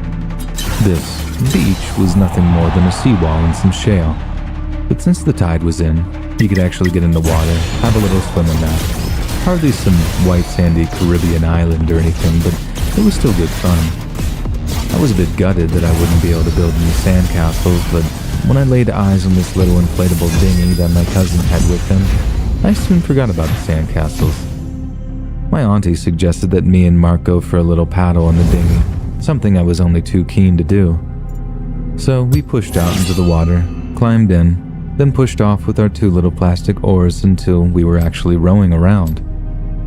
The grown-ups shouted over on more than one occasion for us not to paddle out too far, and I really do remember us trying to restrain ourselves. But the more we got the hang of rowing in unison and all that, the more we were just whizzing up and down the beach, and the more confident we got in our abilities. Before we knew it, our parents were getting smaller and smaller on the horizon, and at one point, we both sort of freaked out about being out so far, and decided to row our way back. We weren't too scared at that point, like it was more exciting than anything else, but then, as far as getting back to the shore, that proved much easier said than done. There came a point where both of us realized that although we were rowing our hardest, we weren't really making much progress. I remember looking to my left and right trying to gauge if we were getting any closer, but it was too hard to discern, so I just shrugged it off and kept rowing. But then it got to the point where just rowing got to be really difficult, and no matter how hard we rowed, we just slowly started drifting off back into the open waters. Someone from the shore must have seen this and shouted for us to row back. But then my Uncle Jack, who knew a thing or two about the sea and its currents and whatnot, he kicks off his shoes, pulls off his shirt, and immediately runs into the water to swim out to us. Seeing him act like that was what really clued me into the fact that we were in some kind of serious trouble, because the whole reason we couldn't make any progress was actually because the sea was literally dragging us away with some current just below the surface. So, me and Mark are kind of freaking out by the time his dad reaches us. I think we must have been 5 and 7 respectively, so we were in total panic, thinking we were about to be lost at sea for the rest of our lives or whatever. And we only calmed down when my uncle starts dragging us back towards the shore. It was obviously quite a big ordeal, and I remember the next time we visited, there were little signs up on the lamppost saying, "Caution, strong current," or something. My auntie was all like, "See that? That's because of you two." Scared me half to death that day. Take my toll. We all had a little chuckle about it, but I distinctly remember thinking, but never saying lest I'd risk a beating, "You weren't the one who was about to get sucked out into the Atlantic, Auntie Claire." And I don't know, as much as it's something we all laugh about now, I can't help but think that there's like an alternate timeline where the grown-ups didn't notice how far out we were, and by the time they did, it was too late. I mean, sure, they'd get the lifeboat rescue out to find us, and knock on wood, we'd have been okay anyway. But I always wonder how close we really were to becoming front-page news the following morning, and not for good reasons.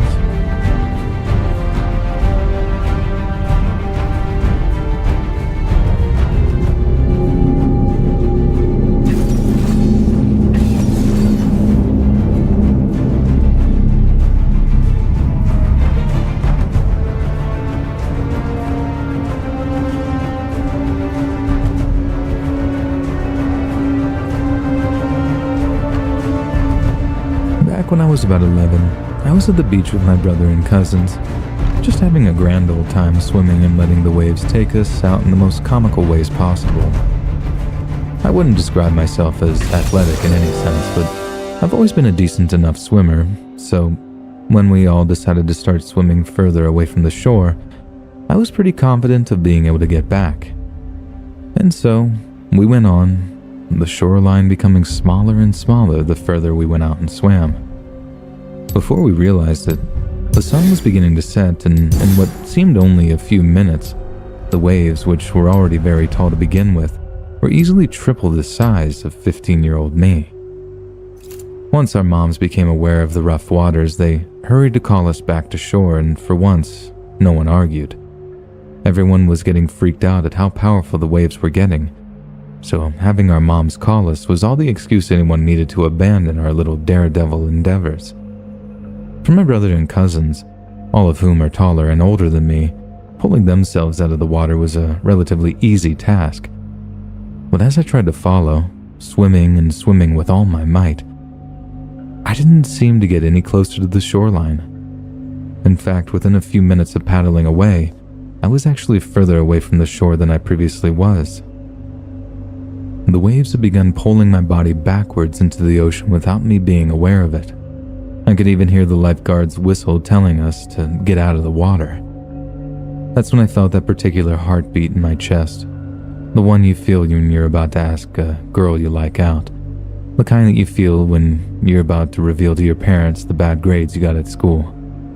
The kind of heartbeat that indicates fear. As soon as I felt it, I realized I was in big, big trouble.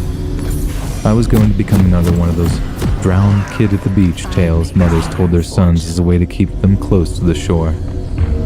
My brother was completely out of sight along with my cousins, and I was still there, trapped by the waves that constantly grabbed my feet and pulled it deeper into the ocean. I was panicked.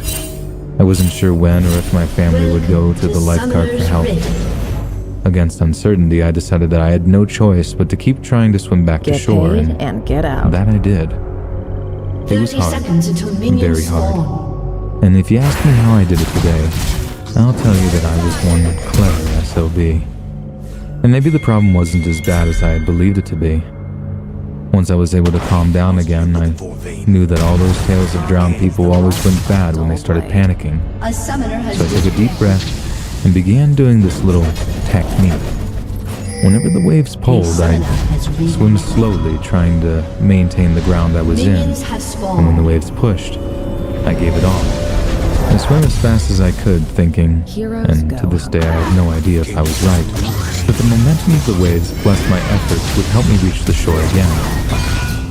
Soon, I could feel the sand running across my toes once again. Only a few seconds passed before my chest laid on a thin sheet of sand, and a few more passed before I could walk on it. It felt like pure bliss. I felt like aquatic Bear Grylls for being able to come up with such a solution, and was eager to tell my mom and cousins about it. Soon, of course, reality hit me again.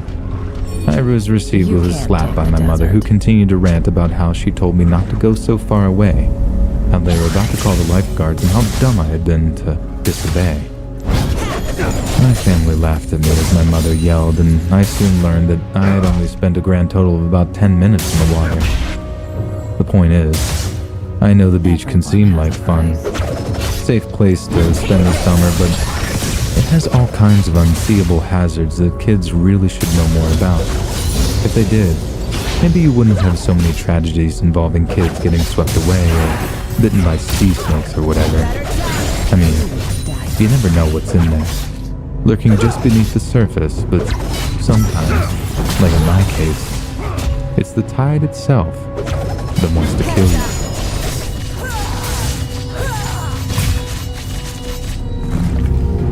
I'll fight for our cause. I won't die.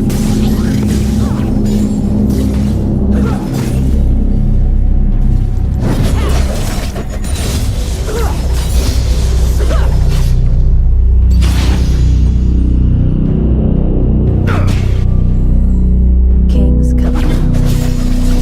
Okay, so this is going to be something of a wild ride, so strap in. I went to quite a well-known college in a major East Coast city. I was on a 4-year course, and for my junior year, I ended up living with another student in an off-campus apartment. I didn't actually know the guy. He was a local, whereas I'm out from the Midwest. He seemed chill enough, and the room he was advertising in his big old apartment was a pretty sweet deal, so I ended up taking him up on his offer. I don't want to give this guy's identity away. I made him a promise I intended to keep, so we'll just call him Rumi for the time being. At first, Rumi seemed like what you'd get if you gave human form to a cardboard box. The apartment was barely decorated. He barely talked to me, and he only ever ate the same flavor of ramen noodles in his room. Basically, people's idea of a dream roommate, but my God, was he boring. The wildest he ever got was having his hockey bro buddies over to watch the Rangers, but even his buddies seemed about as exciting as gray paint. Me, on the other hand, I'm quite an outgoing person. A social butterfly, as my girlfriend at the time called it. Although you can bet your butt I objected to the term. So as much as it was cool to live with Casper, the friendly roommate, it did kind of get tedious. Living with him was great if all I wanted to do was study or work on assignments, but it wasn't like I was getting any decent anecdotes out of living with the guy. At least, that's what I wrongfully assumed anyway. So this one night, I'm out bar hopping with my girlfriend and her best friend, and like most of the other college kids, we're doing so off campus. As we're moving from place to place, we start getting closer and closer to the city's alternative side. I think all it took was hearing one bar playing Lady Gaga before my girlfriend was freaking out and wanting to go dance. Okay, not my idea of fun, but if they sold beer, I didn't care where we went. So we walk into this gay bar where the girls have to pay cover, but yours truly gets in free. So I'm already laughing at the best place ever. When I see they have the freaking Colts on TV behind the bar. Dude, $2 Heineken, no cover charge, and the Colts on TV. I thought the girls were going to have to drag me into that place, but it was looking more like they were going to have to drag me out of the place once they were done dancing. But anyway, I buy a few beers, sipping away while my girlfriend dances and I catch up on the Colt highlights. When eventually, I need to pee. So, I get up, head off to the bathroom, but blocking the hallway are these two dudes who are absolutely sucking faces off of one another. I mean, they were just going at it, totally unable to hear me saying, "Excuse me, gentlemen," over and over again. I don't want to, scream at the dudes or anything. I'm not a jerk, so I ended up tapping one of the dudes on the shoulder like, "Dude, come on, let a guy pass." The guy turns around to look at me, a genuine, bona fide leather daddy, I believe they're called, and it looks like he's seen a ghost. Because out of all the people in this huge freaking city who should be staring at me over his knockoff aviators, it's Rumi. I'm halfway through saying, "Dude, I had no idea," when he just makes a beeline for the rear exit of the bar. It's pretty obvious what the deal is. He's still in the closet, but no one on the college or family side of his life knew. So I'm shouting, "Dude, Rumi, don't worry, bro, I won't tell." But no, he just goes, leaving me standing there having totally forgotten about the pee I needed. The guy he'd been making out with is like, "Let me guess, you're the ex, right?" I make one. I respond, "I'm straight, bro. He's my roommate." I didn't even know he was gay. The guy rolls his eyes like I was totally lying about it, then walks off. But I am shell-shocked. You might call me homophobic or whatever, but I just didn't really think that there were gay guys like that. In all my ignorance, I just kind of assumed, if you're gay, you're flamboyant, however you want to put it. I'm sorry if that sounds terrible, I just didn't know. But monosyllabic East Coast hockey bros could be gay? Dude, my mind was blown. Then, I don't know, it kind of made me a little sad. You gotta own yourself, you know? Embrace what you are. A person will never be really happy otherwise. So, I'm kind of drunk, explaining this to my girlfriend who's just like, "What?" And I make up my mind that I'm gonna buy some beer, go back to the apartment, and then talk to Rumi about what happened. I was planning on saying all that to him, all poetic and free-thinking and progressive, Then we were gonna hug it out and we'd be best friends forever. But I most certainly wasn't ready for his reaction. Killing I tried to talk to him about it. He didn't come home that night, so it wasn't until the following afternoon that we next saw each other. I wake up, feel like death from having drank the entire fifth of Jameson and six-pack that I was planning on sharing with the roomie, and shuffle into the kitchen area to find him eating at the table. Immediately, he gets up and walks his noodle cup into his bedroom. I don't call after him or anything, not at first anyways. Shut down. Jesus, I think my skull would have cracked open like an egg if I'd made any sound over 10 decibels.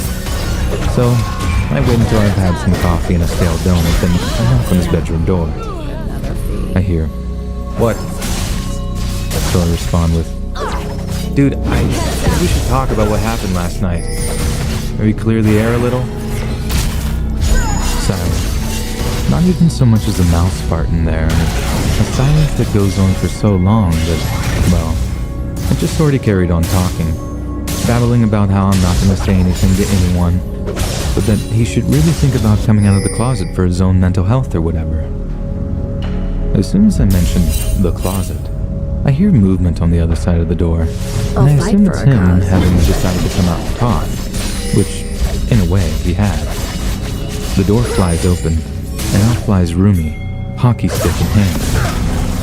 No, I got the beer feel real bad. So I'm jumping back away from the door almost as soon as he opened it, giving me enough distance between us that I managed to keep him at arm's, or should that be stick's, length, all while he went on this big rant about me not telling a freaking soul about what I'd seen. Now that I'm typing this up, I guess there are some people that might think this is kind of funny, getting chased around an apartment by a closeted gay guy with a hockey stick. And yeah, I suppose that is kind of a funny image, but let me quickly and firmly reassure you that there was nothing remotely amusing in the moment. Because Rumi wasn't just angry, he had murder in his eyes. Anyway, he's chasing me around, barking out stuff like, "I swear to God, if you ever breathe a word of what you saw ever, I'll end you." His voice was quivering when he was shouting it, and it made me realize something that scared me even more. He was way more scared of being outed than he was of anything else in the world. And I mean anything. You could just tell.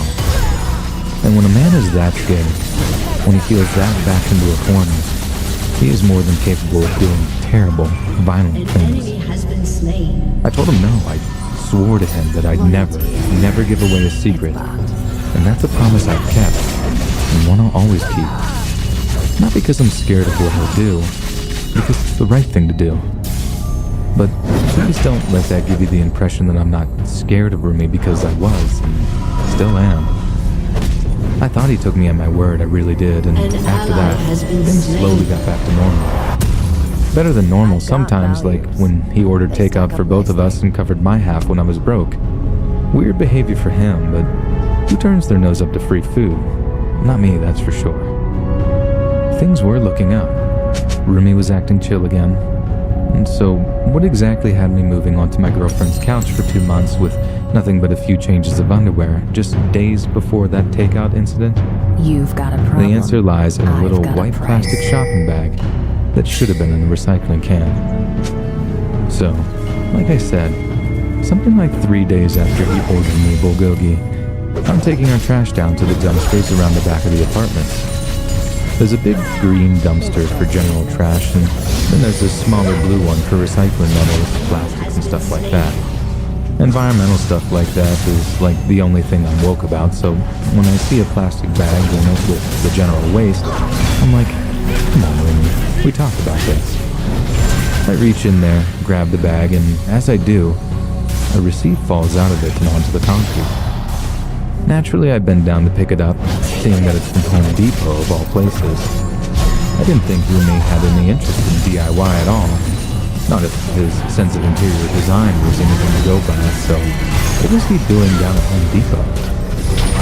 Then, as I uncrinkle the thing to see what he bought, I feel my heart just about skip a beat. Hacksaw times 1 equals $6.95. Rumi had bought a freaking hacksaw. And what in Some gods named that he needed a freaking hacksaw for. He was doing a PhD in forensic psychology, for God's sake. Seriously, just for a second, put yourself in my shoes. Do you risk it?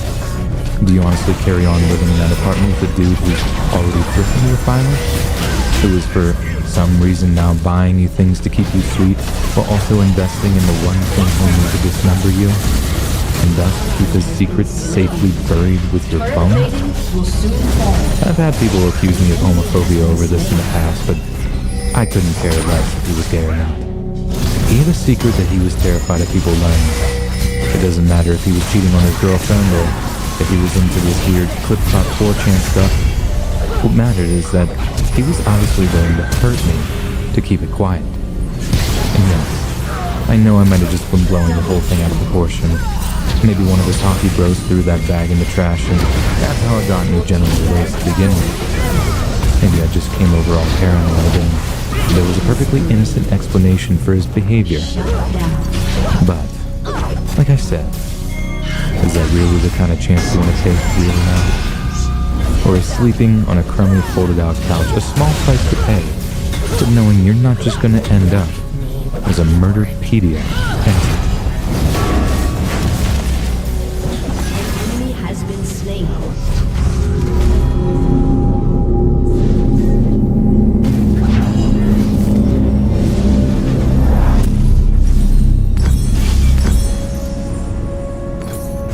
Get paid and get out.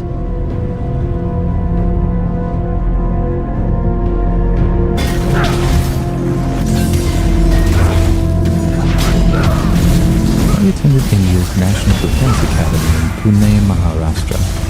It's basically like India's version of West Point. And there are some minor differences, but both serve as our respective nations' premier military academy. So that's the easiest way to explain it. It was the middle of my second term in my first year at the NDA, and we were all free to go home for the 3-week break. However, instead of driving the almost 2,000-mile road trip, I decided to just stay in Pune and sign up for a 3-week skydiving course instead. Seeing as I had aspirations of being a pararescue operator, flying up and jumping out in broad daylight was not a huge deal. The first week of training was confined to the hangars and involved a lot of safety drills, theory, and fail-safe procedures. It got kind of tiresome doing it over and over again, but we just needed to remind ourselves of the consequences, and suddenly finding our focus wasn't so difficult anymore. The first jump was a tandem jump with an instructor, and as much as it was a huge thrill, it got me looking forward to some actual solo jumps where I'd be free-falling on my own. The second jump was solo and gave me a first-hand experience of the vast blue skies and how it feels to be just above everyone else, You literally. can't take the desert. The third jump was a cakewalk as well. An ally has been But as I slain. said, the scariest An things are enemy has usually been the ones slain. which we had not experienced yet. And I had no clue that jumping off of a plane at night would raise every single hair of my body for such a long time afterward. Everyone has a price. The night jump was compulsory if we were to complete the course, and honestly, I had no clue that it would be like falling into an abyss, and would turn out to be the single most terrifying few moments Double of my kill. entire life. Don't quote me on the exact numbers, Oh, fight as this shut all happened down. 10 years ago Die for now. one. But we took off at around 0230 hours, and in around 20 minutes, had slowly climbed up to a height of approximately 13,000 feet. In preparation for our jump, the plane slowed down substantially, and the jump master gave us a 5-minute warning. Then, when the door was slid open, we got the 60-second warning, and all stood there, watching the little red light, feeling our hearts begin to race as we waited for it to turn green. Then suddenly, go, go, go, go. There was a rush of movement, and I saw people in front of me jumping one by one, shouting something which I could not hear due to the loud propellers in the wind. Until this time, I had felt really confident, and I was only slightly nervous since it was my 4th jump by that point. But suddenly, it was the complete opposite. I saw the darkness outside, The only and the fear thing I hit look me up like to a is rushing the bull. sky. As I said, the fear really began when I reached the door and saw what lay outside the plane. Or more correctly, what I couldn't see. An ally If has you can been picture slain. nothing, It is when I saw that An time, enemy has been an slain. infinite nothingness. We were jumping in a very rural area, you see. A place with not very much built-up areas. This was great in one sense because we wouldn't accidentally be jumping onto power lines to die a horrible death from electricity burns. But it also had this completely unexpected effect on me. One of pure terror. And for a moment, it was almost as if I wasn't jumping out of the plane at all. More like death herself was waiting to engulf me into her deep, dark embrace. But what other choice did I have? I was the last one in line, and if you fail one single parachute jump, you don't pass the course. I jumped. I had to. I screamed. And I kept screaming, trying to scream away the fear as I felt myself plummeting into the abyss below. Suddenly, a layer of haze pierced through me, and then another. There was no window.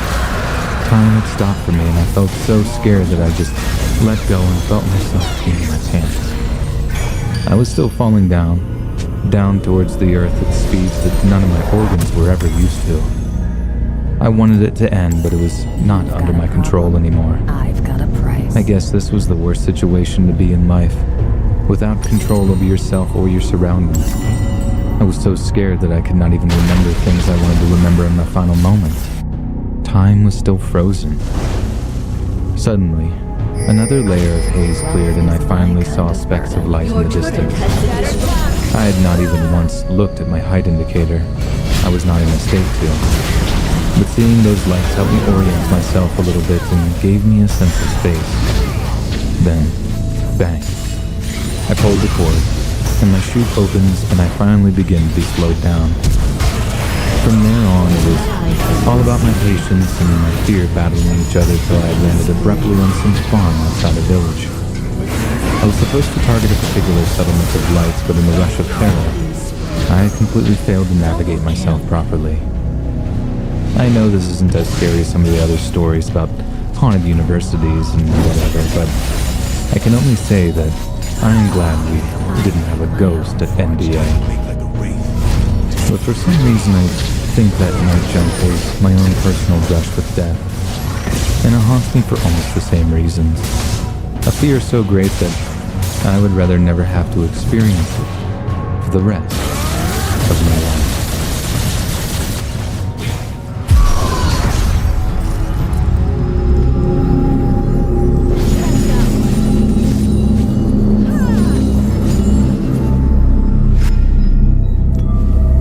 Honor is the rust of brain.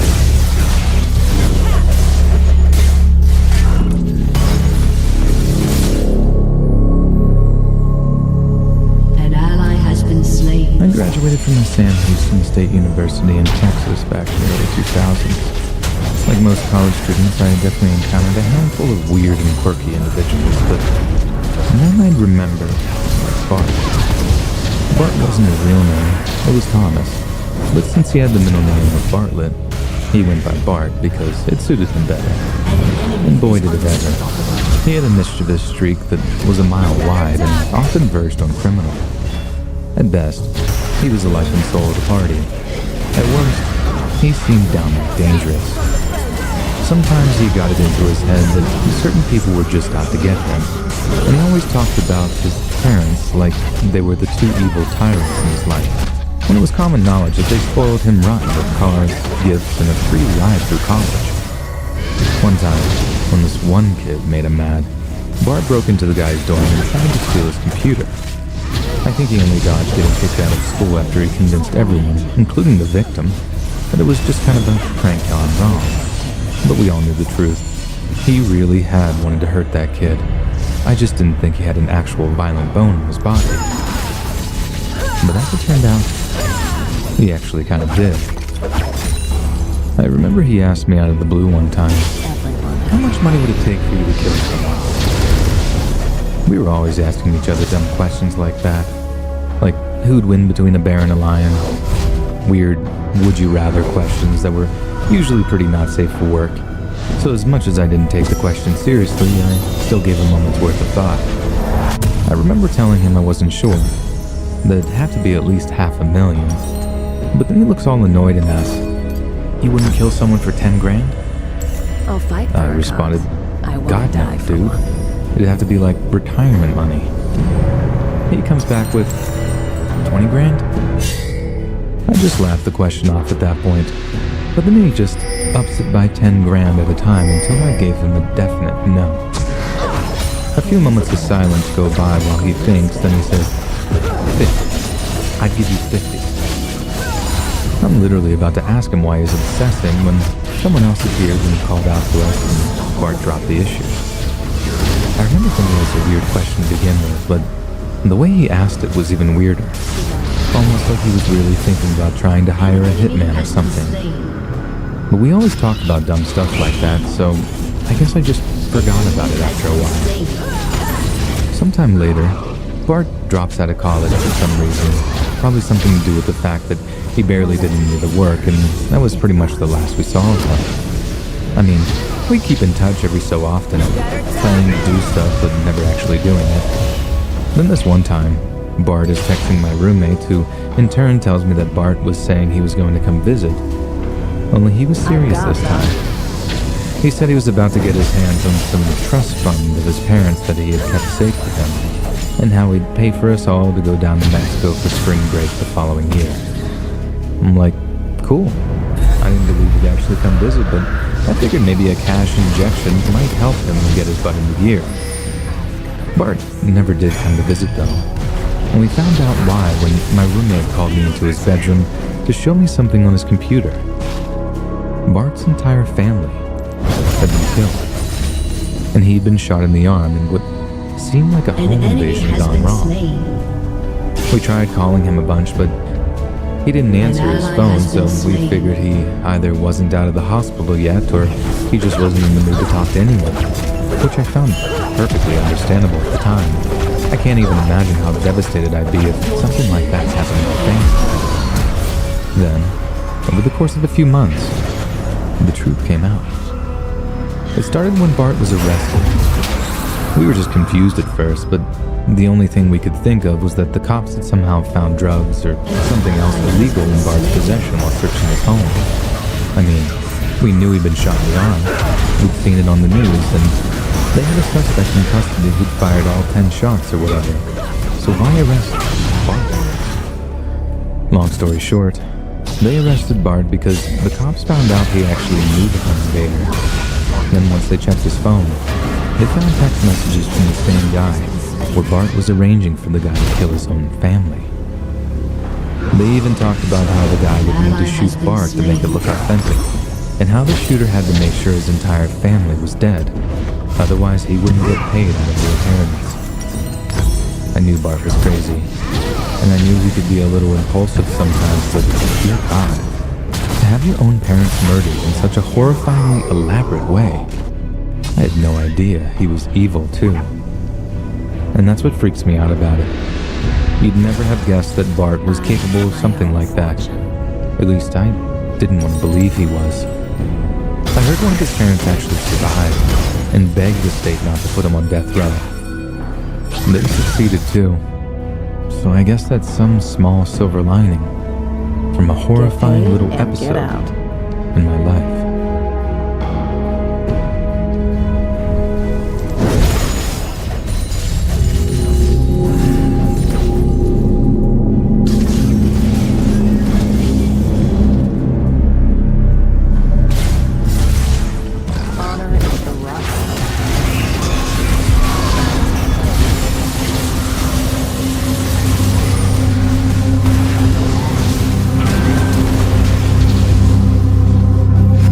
In the summer of 2006, I was offered a place to study history at Bangor University in North Wales. It wasn't my first choice of uni, but I always wanted to move away for university. I mean, that's half the point of the whole thing, isn't it? See new places, meet new people, expand and enrich your intellect and all that. Bangor wasn't exactly Manchester or Birmingham, but there was something very quaint about having such relatively prestigious university built in just a small historic town. In the end, I only lived in Bangor for the better part of a year, as I ended up dropping out due to family problems. But my brief time there yielded a variety of different experiences, Some I'll always remember, and some I wish I could forget. So, much like most other students at that age, university brought a desire for, well, experimentation. And after I partook in a few puffs of the wise man's mint, as one of my mates called it, I decided that, yeah, it was something I was going to get into. I didn't take to drinking all that much, too much puking, and the hangovers just weren't worth it. But smoking up in a circle packed with intelligent, thoughtful people, that was a different kettle of fish entirely. Alright, most of the stuff we talked about was just absolute nonsense, which prompted nothing but a descent into giggles. But it was fun, and on top of that, you weren't a soulless, dehydrated husk the next morning. So one morning, I get talking to this local lad called Ricky. Ricky had grown up in Bangor, but wasn't academic enough for university. However, that didn't stop him from walking up into the student areas to take advantage of the student-priced pubs, which is how I got talking to him. Eventually, the conversation got on to smoke and where I could get my hands on some. But local dealers didn't always trust the students, and even when they did, the chances that they'd just rip you off, assuming you were spending money with daddy's money, was very high indeed. Which is why Ricky's promise of, "I'll get some for you," was like music to my ears. I took his number down, told him I'd give him a text sometime, then finished up my pint, lost my game of pool, and wandered back to Halls. The next day, I gave Ricky a text, and we arranged to meet outside a block of flats on the other side of town. This seemed a bit risky, as it was in the lower portion of Bangor, where the locals lived, and not up on the hill where most of the lecture rooms and halls were. But Ricky seemed like a nice enough bloke. I considered myself fairly streetwise, and with me having no other connections, I figured why not. So, I went to meet him, gave him my last 20 quid, then stood outside the flats while we went off to ring one of the buzzers. Now, I'm not completely soft, so I actually end up peering over my shoulder to get a peek of which one he's ringing, just in case anything goes awry. The door opens. He says, "Back in a minute," and walks inside. A minute goes by. No sign of Ricky. 2 minutes go by. Still no sign of Ricky. After 15 minutes of standing outside those flats like an absolute plant pot, I tried calling him, but as you can probably guess, he didn't answer his phone. I dropped him a few texts and he kept going on. And again, I get no reply. Obviously, I'm absolutely furious, thinking, I can't believe I'm actually getting mugged off here. And there's absolutely no effing chance that I'm about to just walk away without kicking off. So I march up to the little keypad near the front door of the flats and start buzzing the same button Ricky pushed. "Hello?" Some voice buzzes over the intercom. Yeah. I'm the mate of Ricky's. He's got something of mine he needs to give back." "Who?" The fellow on the other end was obviously playing dumb. "Look, mate, I've just seen him go into your flat, so you can either let me in, or I'll come back later with my cousins and we can see what happens." It was a pure bluff. My cousins were like 60 miles away, but it worked. There was a brief silence, and then the door buzzed open. I walk right up the stairs to flat 3, knock on the door, and someone instantly answers it. A lad about my age who's keeping the door closed over because Ricky is evidently hiding inside. "Mate, I know Ricky is here, and he's got something of mine, so..." "He was here, yeah." The lad cuts me off. "But he's just gone out the back. Said he'd be back in a few minutes." Then I hear a voice that obviously belongs to someone older saying, "Let him wait inside if he wants." The lad looks off to the right, then opens up the door. I walk in to see about 3 or 4 guys, again about my age, and one older balding bloke, hair down to his shoulders with this big thick stash. In front of him, on this dirty wooden coffee table, is almost every kind of illegal substance you can imagine. And after waiting there for another 15 minutes, tension rising the whole time, I decide to give them something of an ultimatum, because there is absolutely no doubt that I am getting scammed, and they just so happen to be in on it. No, I know I am. what I did next was just stupid. But please don't underestimate how angry I was and how I just refused to swallow my pride and walk away. So I turned to the older Baroque and say something like, "Look, man, let's just work this out. Ricky's got 20 quid of mine and I'm not stupid. I know what the crack is. I'm also not walking away without it, so let's just say you give me an eighth of that green there, and that way I don't have to file a police report saying some lad robbed me and ran into this flat. You get me?" Big mistake. Massive mistake. Sometimes it really is just better to swallow your pride and walk away, especially if the only other option is throwing around threats that you're unlikely to back up. But in the heat of the moment, that's kind of what I did, and by kind of, Get out. well, you'll see what I mean in a minute. Upon hearing my police threat, the older bloke just sort of nods as if to say, "Fair shout," and gets up and walks over to the front door. I'm thinking, hang on, what's he doing? And when he locks the front door to the flat with a mortise lock and slides the key into his pocket, I'm just thinking, Has been slain. You can imagine what came next. The three younger lads jump me. I try my best to fight back, but as you can probably guess, 3-on-1 didn't give me a chance to throw so much as 2 or 3 solid punches before I was on the deck getting the absolute life kicked out of me. All to a soundtrack of "You come into my flat and threaten me." Not bad. But the worst part was when I just heard, "Grab his hand, keep him still." I'm still in the middle of struggling, but I managed to get just a glimpse of the older bloke with a dumbbell in his hand. I know what's coming. This fella's gonna smash my hand to bits with that weight, and I'm probably never gonna be able to write or type properly ever again. Thankfully, he didn't go through with smashing my hand up. Instead, he does this faint thing right as I think he's going to do Laws it. or whatever. Then laughs his head off when I let out this embarrassingly girly scream. After that, I'm quite literally thrown out of the flat, and as I manage to get myself to my feet, I look back to see that one of the lads has my bloody provisional driver's license in his hand. The wallet must have fallen out beneath the swipe during the kicking. Well, now we know your name. And where you live. Go the filth, and you're a dead man. Now get lost. I wondered. But the story doesn't end there. It just gets much weirder and arguably much more terrifying.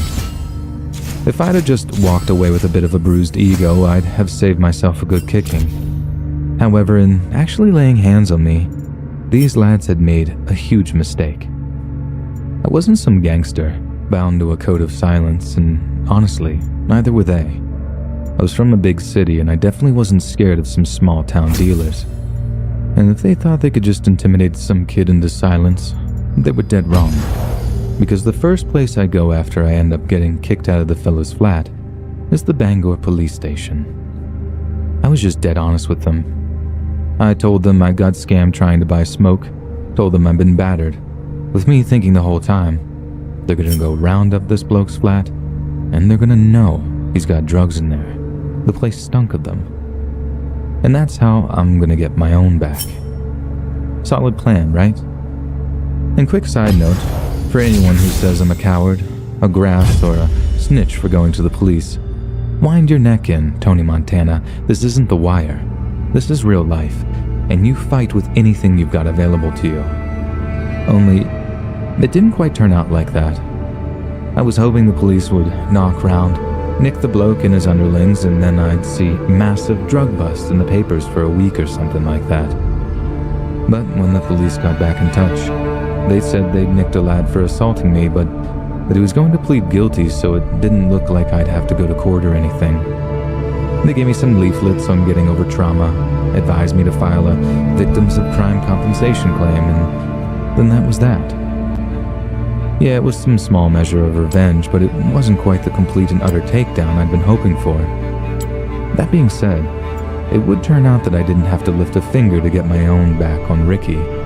His own people would do that for me. Not even 7 days later, I'm doing a bit of food shopping down at Morrison's when, who should I see, with a giant cast on his leg and bruises all over his face? but Ricky of all people. Almost everyone I spoke to about it was like, wow, that's some karma in action right there. And they still might be right. It might have been a complete coincidence that one week the lad robs me, then the next, he's in a bloody thigh cast. Which, how I know it, must have been a really bad break. Stranger things have happened, right? But there's the thing. I don't really believe in coincidences. I believe in cause and effect. I think the top dog down in that lower town flat was just that. Top dog in the area. And I think the trouble Ricky ended up causing him meant he was only a fanny hair away from being nicked for selling Class A's. I think he was so angry that he had his little minions break Ricky's leg. I mean, how else do you explain his black eyes and all that? He slipped and fell in the path of an oncoming fun run. Pulled the other one. But then, the thing that really tickled me, the thing that honestly made my blood run cold was this. If they were willing to do that to one of their own, they wouldn't bat an eyelid at the idea of doing the same to some other idiot student, would they? And it's only then that I realized how bloody lucky I'd really been. A few months after, I completely balls up my end-of-year exams, ended up dropping out, and that was the end of that chapter. Needless to say, despite the relatively short amount of time I'd spent there, Bangor really did teach me a thing or two. They just turned out not quite to be the kinds of things I imagined when I arrived.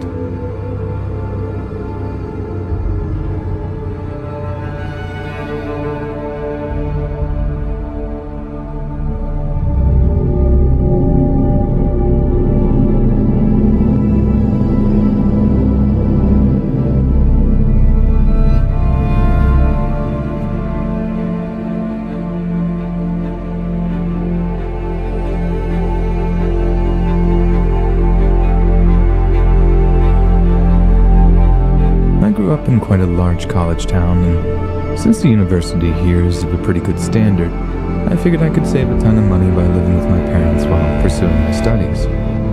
The only real trouble was that the campus was literally on the opposite side of town than we were, so getting to and from campus proved quite a chore sometimes.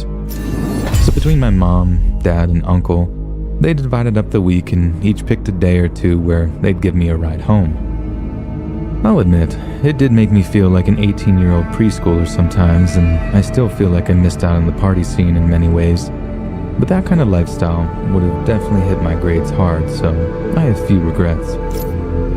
There was one time, though, something I considered a serious close call. And if it wasn't for having to wait for a ride most nights, it never would have happened at all. So it was the second semester of my freshman year. It was about 4:30 and my uncle was due to come pick me up from the student parking lot. He normally arrived like 5 or 10 minutes late. Rush hour can't be helped, but after like 20 minutes of waiting, I decided to give him a call to see where he was at. Oh shoot, my day? Oh Lacey, I'm so sorry. Please don't tell your mom. I'm on my way right now, I promise. He sent me. No biggie, right? Sure, I was kind of annoyed, but if he was on his way, waiting another half hour or so wouldn't be a problem. So I just sat my butt down on the curb, got out one of my textbooks, and started an impromptu study session. After about 20 minutes or so, the sun is almost set when I see the lights of a vehicle turning into the parking lot. But I'm disappointed to see that it's not my uncle. It's just this random white van that parks up and just sits there for a while. I figured it's a cleaning lady or a janitor or whatever, but when the guy gets out, he was wearing plain clothes. We made some awkward, accidental eye contact, and that prompted him to say, "Hey there." Being polite, I returned the greeting, thinking he's just going to carry on his way, but instead, he walks up to me and tried to carry on the conversation. "Waiting for someone?" he asked me. I just nodded, kinda shy at first, and he says, "Me too, I'm waiting for my daughter." For the next few minutes, he engaged me in a casual conversation about the college and about his daughter. I didn't mind at first, but it was actually getting dark by that point, so I was getting more and more nervous about my uncle getting there and ended up kind of zoning in and out while I kept an eye on him. Then he started to come closer. "Ah, look, it's going to rain," he pointed out. And he wasn't wrong.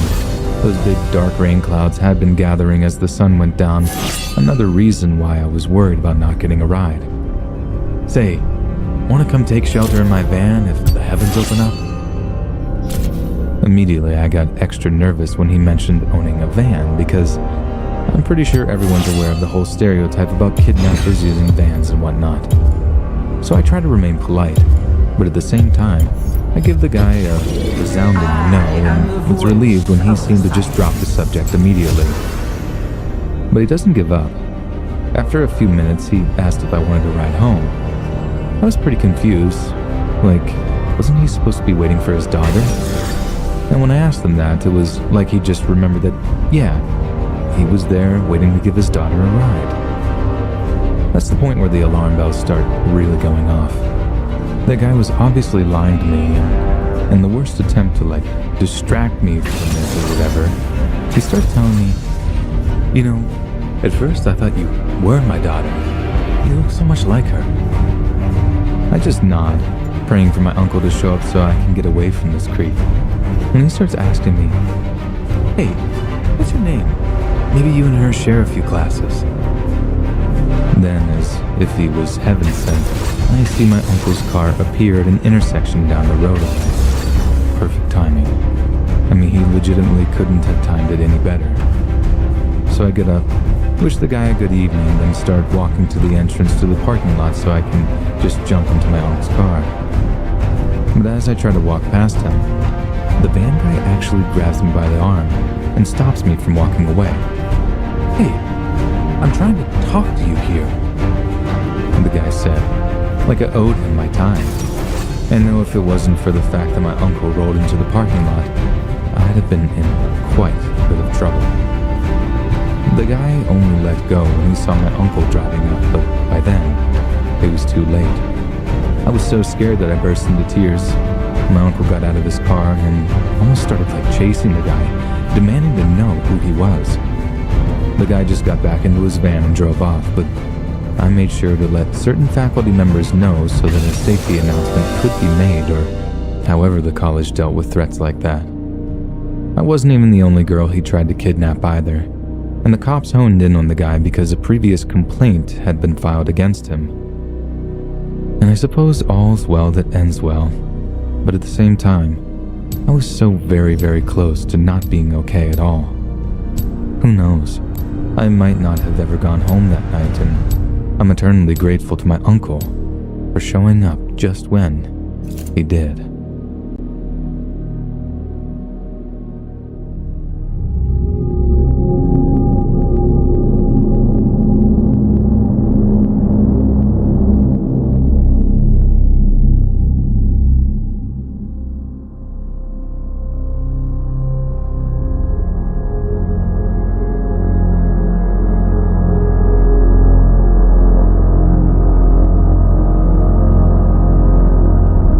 Senior year of college, me and my boyfriend at the time lived in an off-campus apartment on the 3rd floor of this big old townhouse. And the mudroom/closet area right by the door was where we kept our cat's litter box. Now, most people can tell you that unless it's right after your cat uses the box, it doesn't smell like poop. Usually just the cat litter smell. Clay, Febreze, whatever it is. So for about a week, I noticed it smelled like death in that little corner. And I tore the area apart and the rest of the apartment looking for rogue turds, but found absolutely nothing. Then right in the middle of the mystery stink ordeal, I had to leave for a week to go on a work trip. I'd be lying if I said it wasn't a welcome break from what was massively a disgusting little problem. And I quite openly hoped that my boyfriend might get the whole thing fixed before my return. But to my horror, it only got worse, with my boyfriend texting me one night with the bad news that the smell seemed to have spread into the hallway outside. I felt bad for him, but there was nothing much I could do other than advise him to just call the landlord and see what she could make out of it. He says okay, and he'll call her in the morning and keeps me updated on everything that happens. The next morning, I'm getting texts off of him like every 20 minutes, stuff like, just called landlady and she's on her way. Then I get stuff like, she thinks it's coming from another apartment. Then, okay, it's definitely coming from another apartment.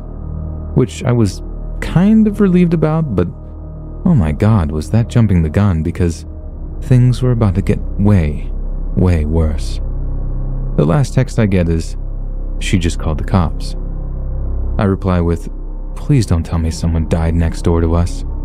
Then my boyfriend starts typing, but then stops. I go into full panic mode, trying to work out what it might be, because I can't face the thought that our neighbor actually died, and we were living next to a corpse for like weeks, and partially because we were the jerks and didn't check on her. Then after about an hour, my worst fears are confirmed. The landlady gave some cop permission to bust the door down, and when he did, my boyfriend said he and the landlady literally ran from the sight that greeted them. Our neighbor's dead body was lying there, face down in the hallway, with one arm out like they were reaching for the door when they fell. That piece of hallway ran perfectly adjacent to our mudroom, where we keep the cat's litter tray, which is why it smelled the worst there and out in the hallway. The whole time I've been thinking to myself, frickin' cat, shaking my head and scrubbing the floor. And there had been a dead body just on the other side of the wall, not even 2 or 3 feet away. We always keep up with our neighbors now, even if they're more than capable of looking after themselves. Having that network, that kind of community, you don't realize how important it is until it's far too late.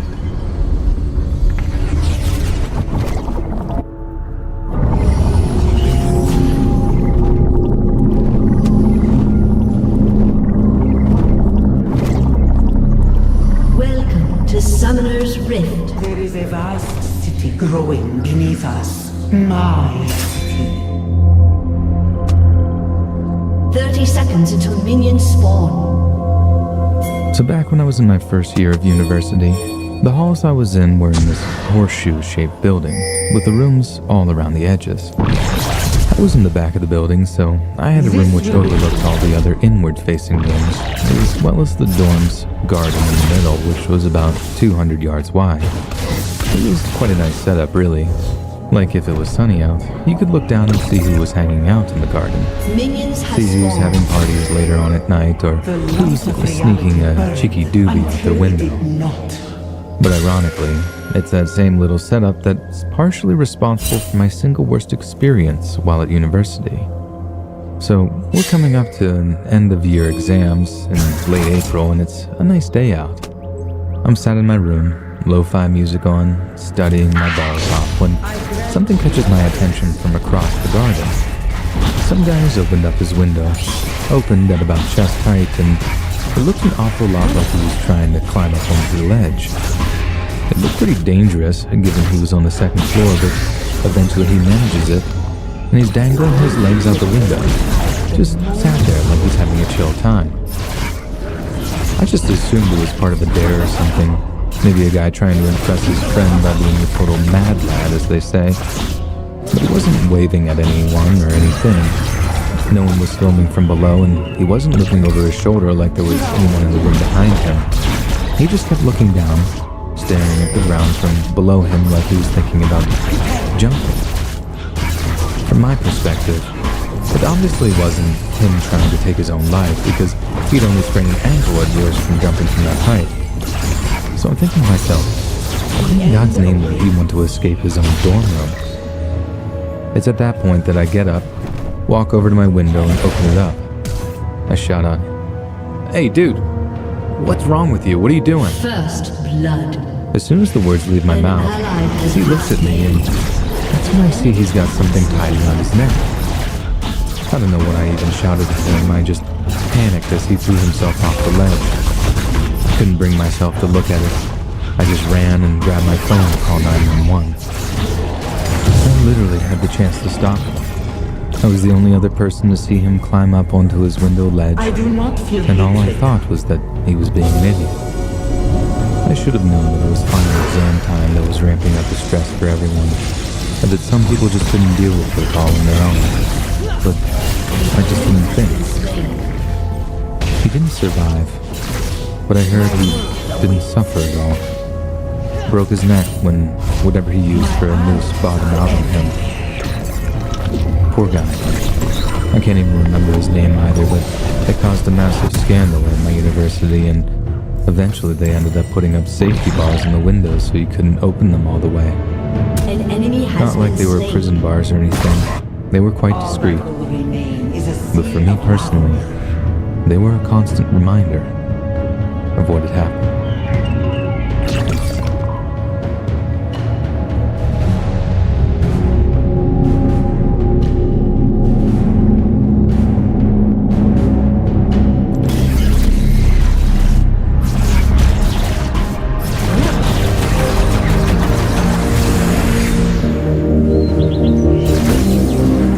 Hey friends, thanks for listening. Click that notification bell to be alerted of all future narrations. I release new videos every Monday, Wednesday, Friday at 7 p.m. Eastern Standard Time. If you got a story, be sure to submit them to my subreddit, r/Let'sReadOfficial, and maybe even hear your story featured on the next video. And if you want to support me even more, grab early access to all future narrations for just $1 a month on Patreon, and maybe even pick up some Let's Read merch on Spreadshirt. Thanks so much, friends, and I'll see you again soon.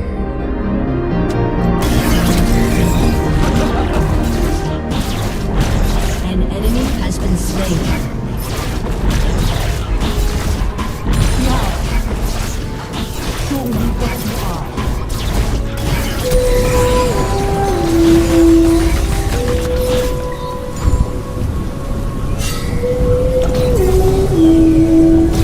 Killing spree.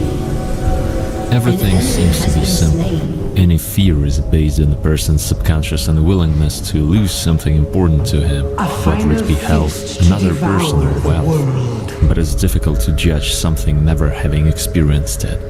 As an adult, I tried to find out reasons for my abnormal courage. I went to see a variety of doctors, read thick medical reference books, and got tested.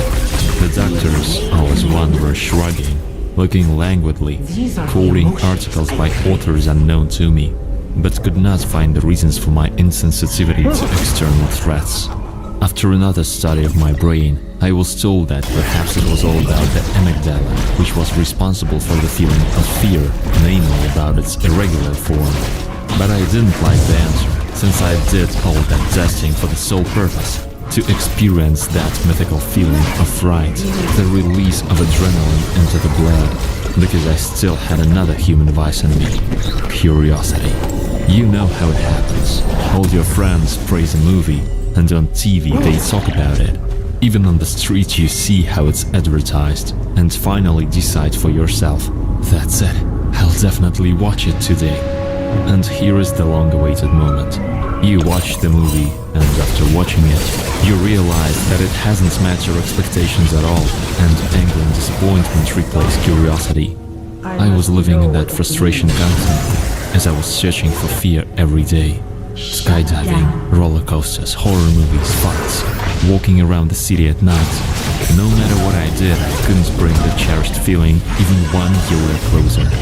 In times of danger, my brain was in a balanced state and would just perceive information, instantly looking for the right model of behavior. I called math, and that was it. No specific emotions, and nothing could really surprise me. Tired of looking for thrills, I decided, like a sensational reporter, the hero of Stephen King's fantasy novel 1408, to go on a journey through the most terrible places of our huge country. An analysis of information from the internet led me to the conclusion that most of the sinister places were located beyond the Urals and in Yakutia. Having packed all the necessary belongings for a bachelor in a hiking backpack, I set off to conquer unknown and obscure places and buildings, straight into the Trans-Urals. I won't bore the reader with a list of places I've visited. I'll just say one thing.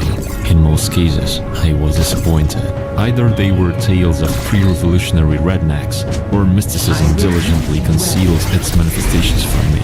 Only one place among all allowed me to feel what I had so longed for.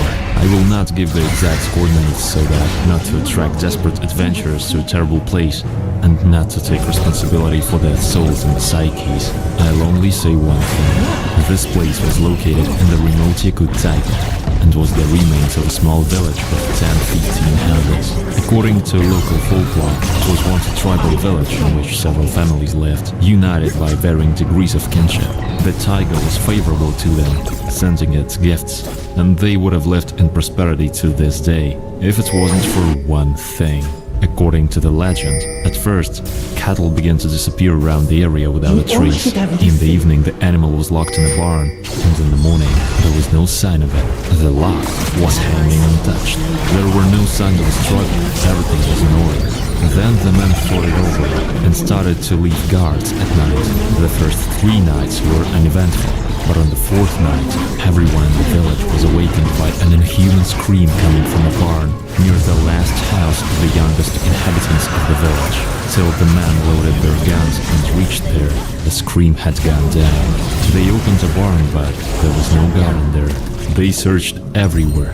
There was no thing, even weapons weren't left. The inhabitants were superstitious type of people, so they decided that the local goblin got angry with them and wouldn't allow them to settle there. They began to slowly pack their things and prepare for the move, but they didn't get the time to move.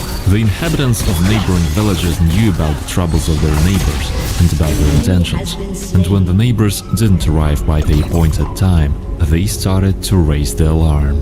They gathered a small squad of volunteers from local hunters and went to find out the reasons for the delay. The hunters, having arrived in the village, were quite surprised not to find the villagers. They entered one house.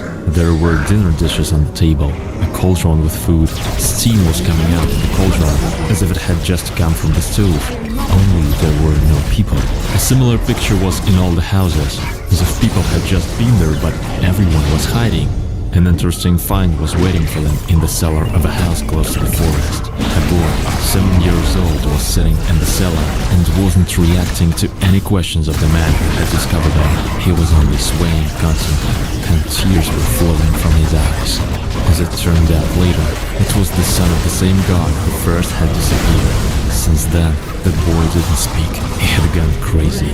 The expedition returned safely and spread the bad name of the place. 50 years have passed since then, and no humans have ever set foot on the Forbidden Lands. As you understand, I, almost completely disappointed in my hopes, decided to settle for a week in that ominous place. The locals, having learned about my decision, began to avoid me, and it was noticeable how their hamstrings trembled at the mere mention of long-standing events. I bought provisions to last a week, got a gun and other necessary things, and headed towards another disappointment.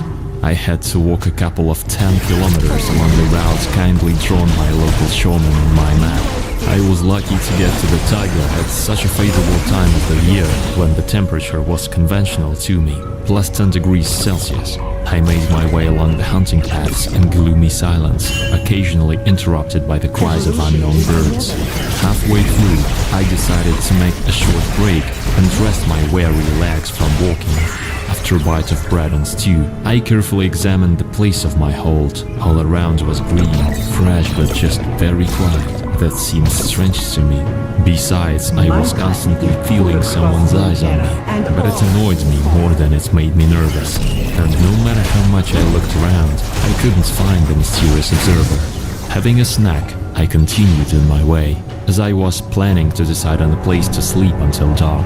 After a couple of hours, I saw a silhouette of a hut ahead, and coming closer, I was convinced that I had reached my destination. My mood was great. The sun was just starting to sink towards the horizon, so I had plenty of time to choose a temporary shelter. I glanced up at the grim picture in front of me. Crooked houses, eaten away by mildew in some parts, paths overgrown with weeds. Household utensils and tools were scattered around the yards. Everything indicated that the residents in a hurry had grabbed only the most necessary things. I entered the house that was least affected by the ravages of time and tempest. A well-knit hut greeted me with the smell of rot and oldness, but inside, the room was surprisingly well preserved. I started arranging the place to sleep and tried to bring the rare living space to an acceptable form for living. wiped a thick layer of dust from the table, opened the windows wide, and lit the stove. In the cellar I found several kerosene lamps, and with their help, lit up my temporary dwelling. After dinner, I went out into the street in order to have a view on other houses to find some useful household things. At dusk, the ghost of the village looked ominous, but it didn't bother me at all. The oppressive silence was almost palpable. Moreover, now I felt more clearly an extraneous presence, a hostile presence. According to my estimates, that was the owner of the places, whose peace was disturbed by my untimely visit. But since I had been looking for a meeting with him, I was burning with curiosity, expecting how he would show himself. But he didn't hurry to do that. Inspection of the neighboring houses got me a bunch of useful stuff in the household, for the sake of interest. I even went down to the cellar, in which the boy had been found, but nothing except for an ordinary household rubbish was there. Having returned to my hut, I decided to pass the time before bedtime by reading a book that I had prudently taken with me. An hour later, I dozed off after a long walk. At around 2 in the morning, a crushing blow shook my door, from which I immediately woke up. Rubbing my eyes and putting on my shoes, I felt that I was having a sinking sensation in the pit of my stomach.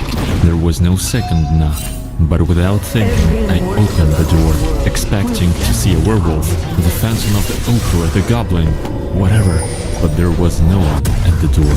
It puzzled me a little, and I walked around the house, but found nothing. Cursing, I went back and dropped myself in a sleeping bag, but as soon as I closed my eyes, clatter and squelching came from the street. Judging by the noise, there were several travelers.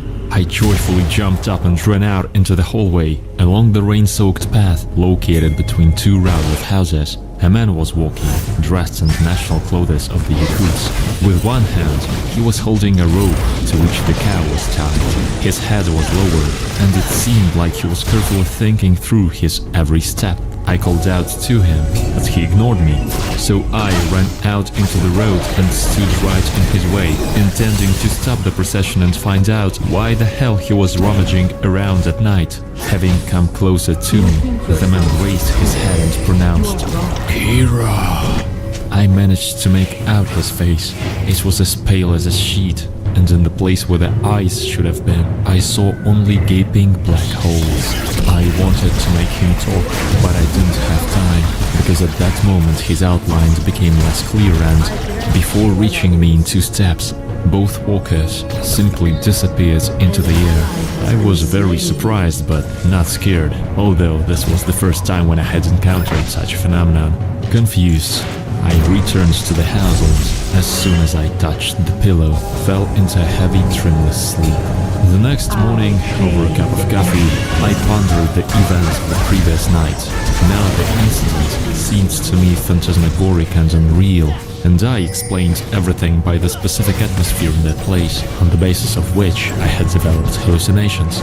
Deciding to cheer myself up, I took a gun with the intention of going hunting in the forest. Taking some food with me and filling a flask with water, I set off, carefully drawing landmarks on a detailed map of the area, which a local resident has given me. My enthusiasm was greatly diminished when, after 3 hours of wandering, I didn't meet not only a big birdie, but even an ordinary hare which that place was supposed to be full of.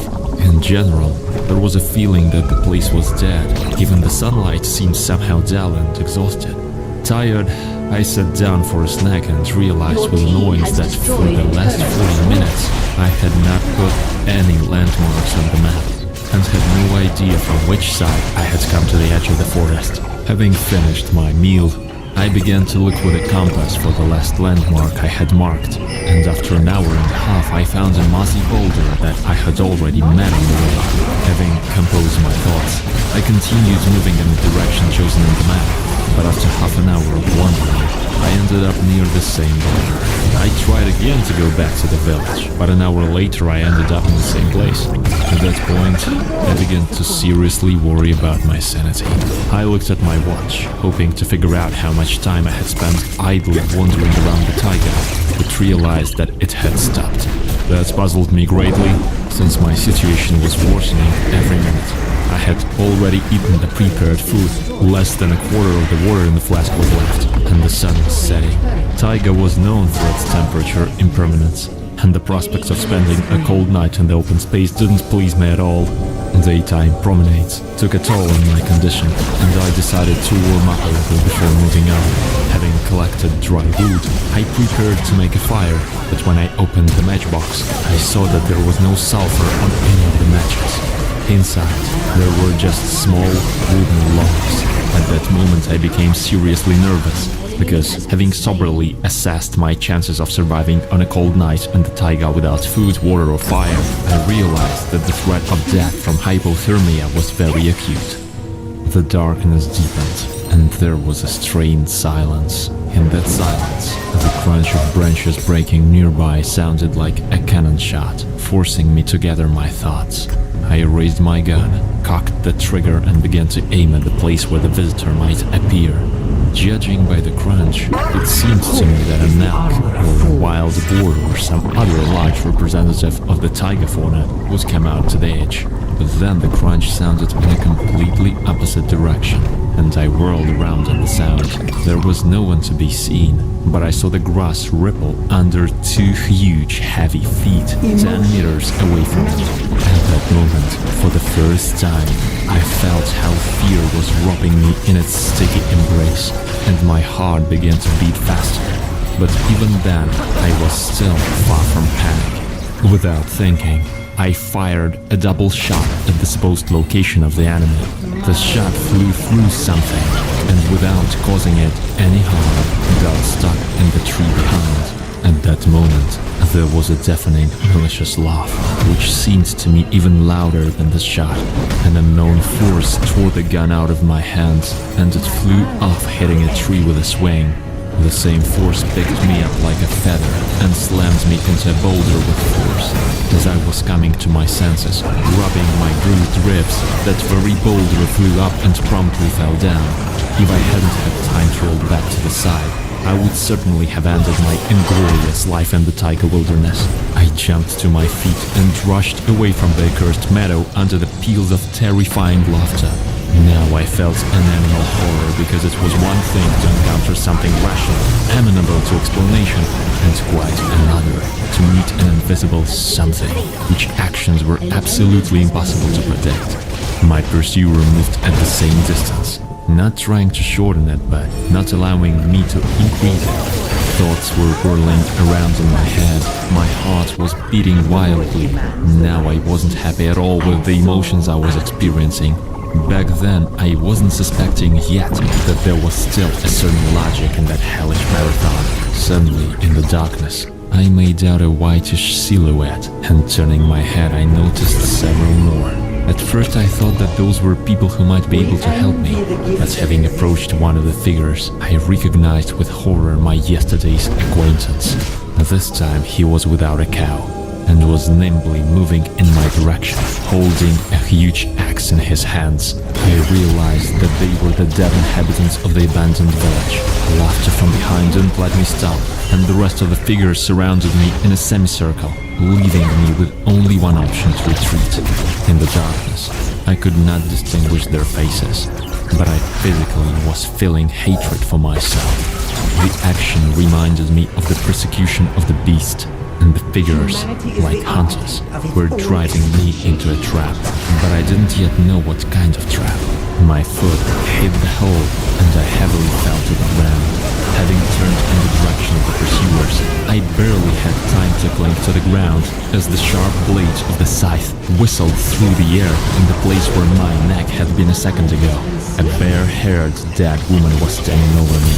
I cannot describe what I was feeling at that moment, but the situation forced me to continue moving, despite the wild fatigue and complete exhaustion.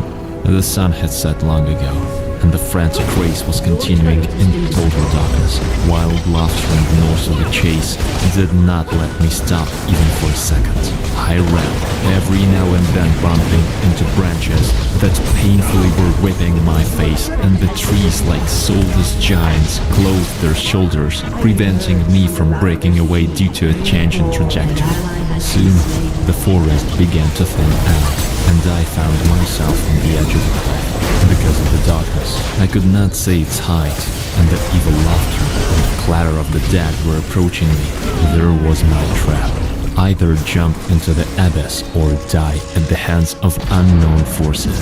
I didn't have time to think, so I decided to jump.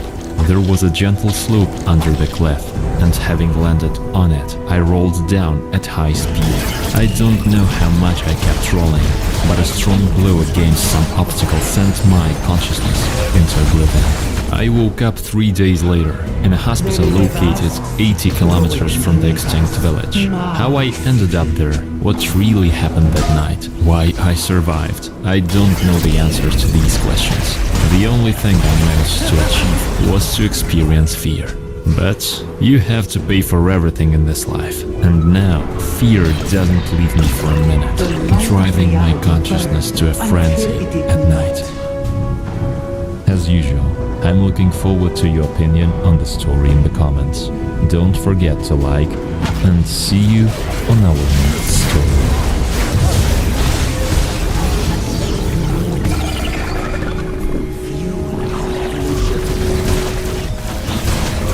In war, a person is forced to experience and realize things that cannot be, should have no place in reality. War has its own colors, sounds and smells, but everything that happens in it is from another world. A war is beyond human possibilities, beyond human reason, beyond all measures of humanity. Beyond the boundary, there is also the mystical, beyond the nature of things, beyond comprehension. The story happens to a friend of mine. He was about 84 years old at the time of our conversation. He's had a difficult life, having lived through the war, hunger, and all the hardships of the post-war years. He, like everyone else, worked to bring the country back from the brink of ruin, and raised 2 wonderful sons.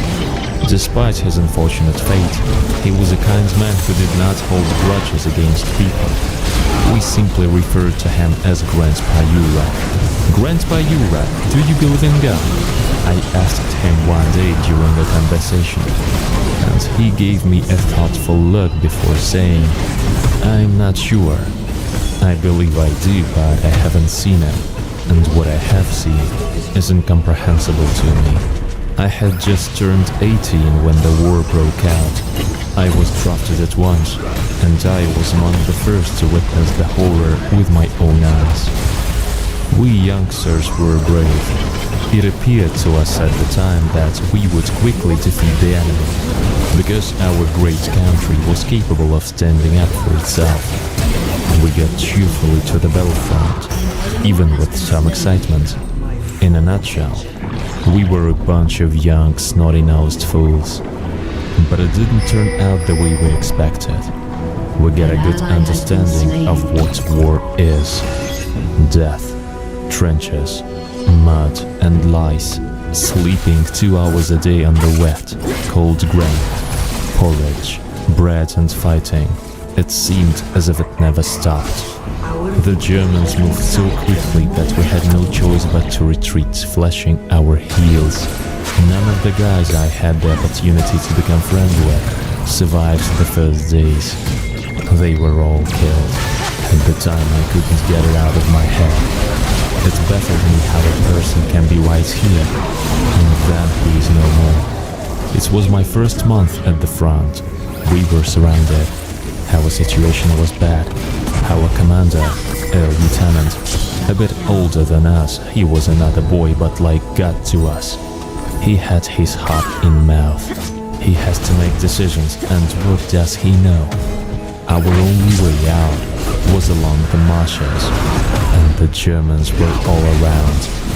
We had this lad, a Yakut, a quite mouthful name he had, so we just called him Yakut, which he didn't mind. He said that he was a hunter, and he had walked through the swamp many times himself, and if we listened to him, he would guide us through. We had no other way out, either to be shot or taken prisoner, which was worse than death according to our upbringing. It was a long, hard way out, We went through a swamp for a day and then through a forest.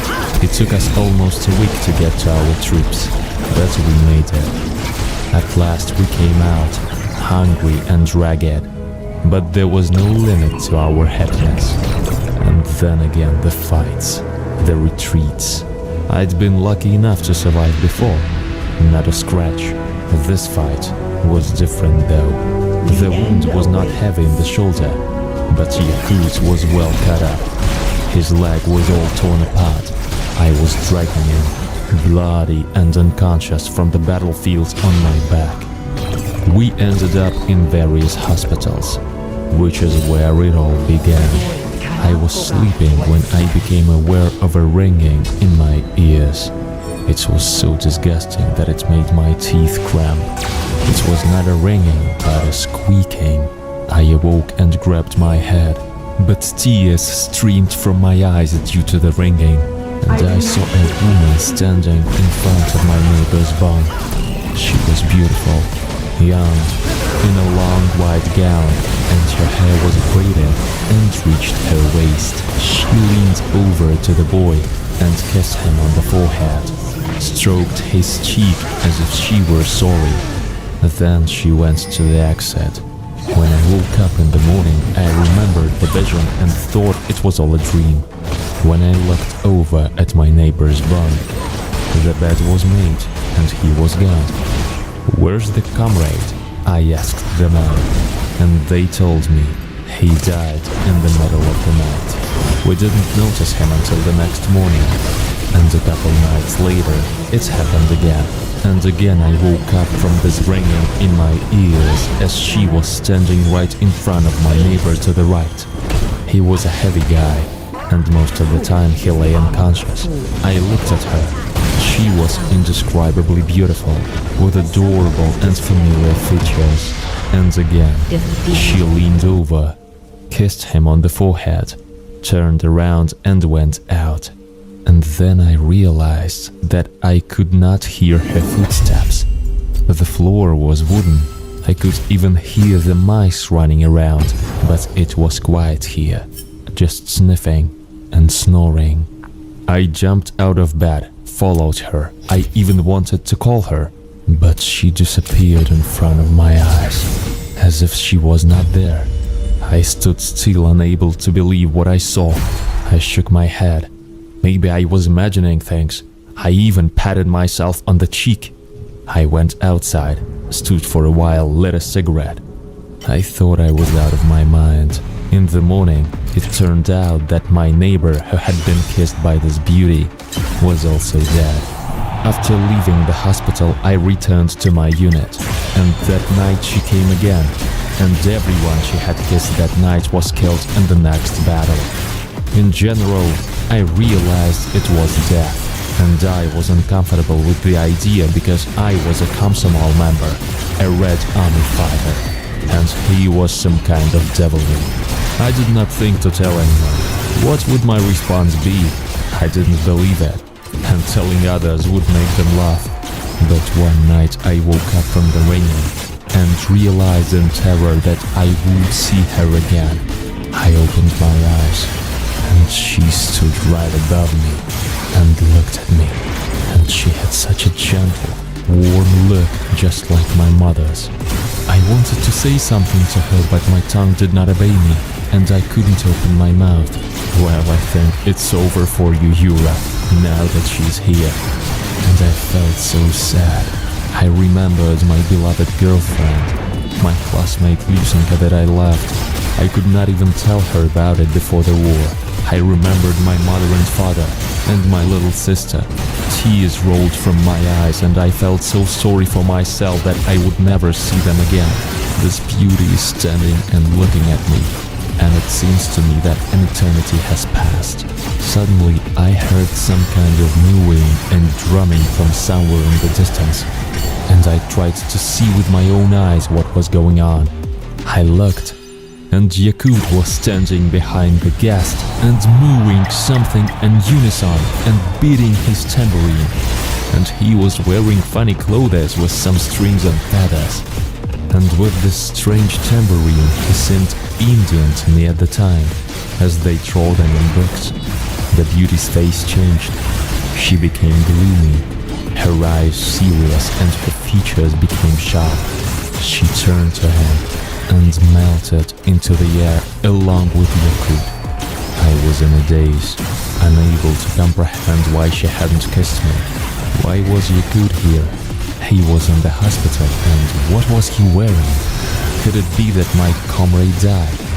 I spent the entire night mulling over my thoughts and writing letters to my king. As for the last time, I went into the next battle certain that I would be killed. But no, for some reason the beauty chose to ignore me. I went on fighting without even being wounded. Never saw her again. I even began to laugh at myself. I thought it was because I was wounded that I dreamt it, and I was imagining all sorts of nonsense, like a superstitious grandmother. But fate brought me back together with Yakut. He recovered and his leg was still in place, only he limped a little. When I met him, I was overjoyed to see him, so I told him about the time I saw him with a tambourine, and he laughed and said, "Such things can occur. I thought you died in the hospital." But Yakut was sitting there, looking at me with a sly and squinting look, smiling with only his eyes and saying, "You should live, raise your sons, and I owe you one for saving me that time wounded, pulling me up." I do not remember how much time had passed since our conversation. When I opened my eyes, there she was, smiling and holding my beloved Lucinka by the hand. I wanted to rush up to her and yell something, but they vanished, dissolved. Then I read in my mother's letter that Lucinka had been killed in the bombing, and the night visitor started showing me all of my loved ones, all of my friends, relatives and classmates. I grew to despise her, screaming and crying as if in a dream, and she brought my father and my little sister. I howled like a wounded wolf, gnawing at the ground in agony, but I couldn't get them back. My mother nearly went insane with grief, and my sister Galia died of pneumonia during the evacuation, despite the fact that she had a bad cold and what wartime treatment she received. Her mother buried her in a foreign country. My father was killed at the front, and I didn't discover his grave until 1939. I met his brother in arms, who informed me of my father's final resting place. Fate separated me from Yakut, and I don't even know if he came back from the war alive or dead. Nobody knew, no matter who I asked. I never saw him again. I didn't learn about Yakut shamans until many years later. Maybe my Yakut was a shaman as well. He was the one who led us out of the swamp encirclement. He saved my life late at night for pulling him out when he was injured. I'm not sure. And he told me about my sons, but I didn't pay attention to him. And my sons saved many lives. They are both doctors. The older one was a military surgeon in Afghanistan. How many lives he saved. And the younger one followed in his footsteps and became a surgeon as well. And now that I've lived my complicated life, I'm wondering if Yakut saw it back then. Maybe he knew my sons would save a lot of lives and help a lot of people. That's why he pulled me out of the embrace of that beautiful death. But the war still took my father, sister and grandfathers. And then it took my mother as well. Grandfather Yura died in his sleep in his home at the age of 89. A quiet, peaceful death. He had a clear mind and a good memory until the end. He had 5 grandchildren, 3 of whom went on to become physicians. May he rest in peace. Friends, do you think he really saw death? Write your opinion in the comments.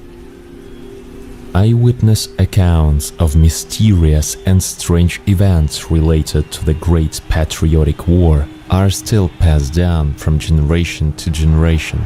Alexander Petrovich, now an associate professor at a building institute, served in the Great Patriotic War as a sophomore student. He is a man of few words who speaks little about the war, preferring to listen to others. But one day, after the Victory Day celebrations, he struck up a conversation and told an incredible story about escaping captivity in 1942. Alexander and his frontline comrade Yegor Ivanovich were wounded and taken prisoner in August near Smolensk. They were among the other prisoners, exhausted, thin men of various ages. Summoner's Rift. Autumn arrived, bringing with it mud and rain. Several men took advantage of the inclement weather and early darkness to attempt to flee. Among them were Alexander and Yegor Ivanovich. They took a chance and dashed into the nearest forest, escaping capture. The runaways walked for a long time through the dark forest before collapsing from exhaustion. Finally, exhausted and aware that they were no longer being pursued, they decided to rest and crouched down on the trunk of a fallen tree. Then they realized it was going to be a cold autumn night. How to spend it? There was no way to start a fire.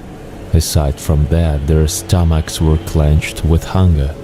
For a long time, the fugitives sat in silence, unsure of what to do. Suddenly, a crackling sound was heard in the nearby bushes, and lights flashed in the darkness. "Guys, it's a wolf!"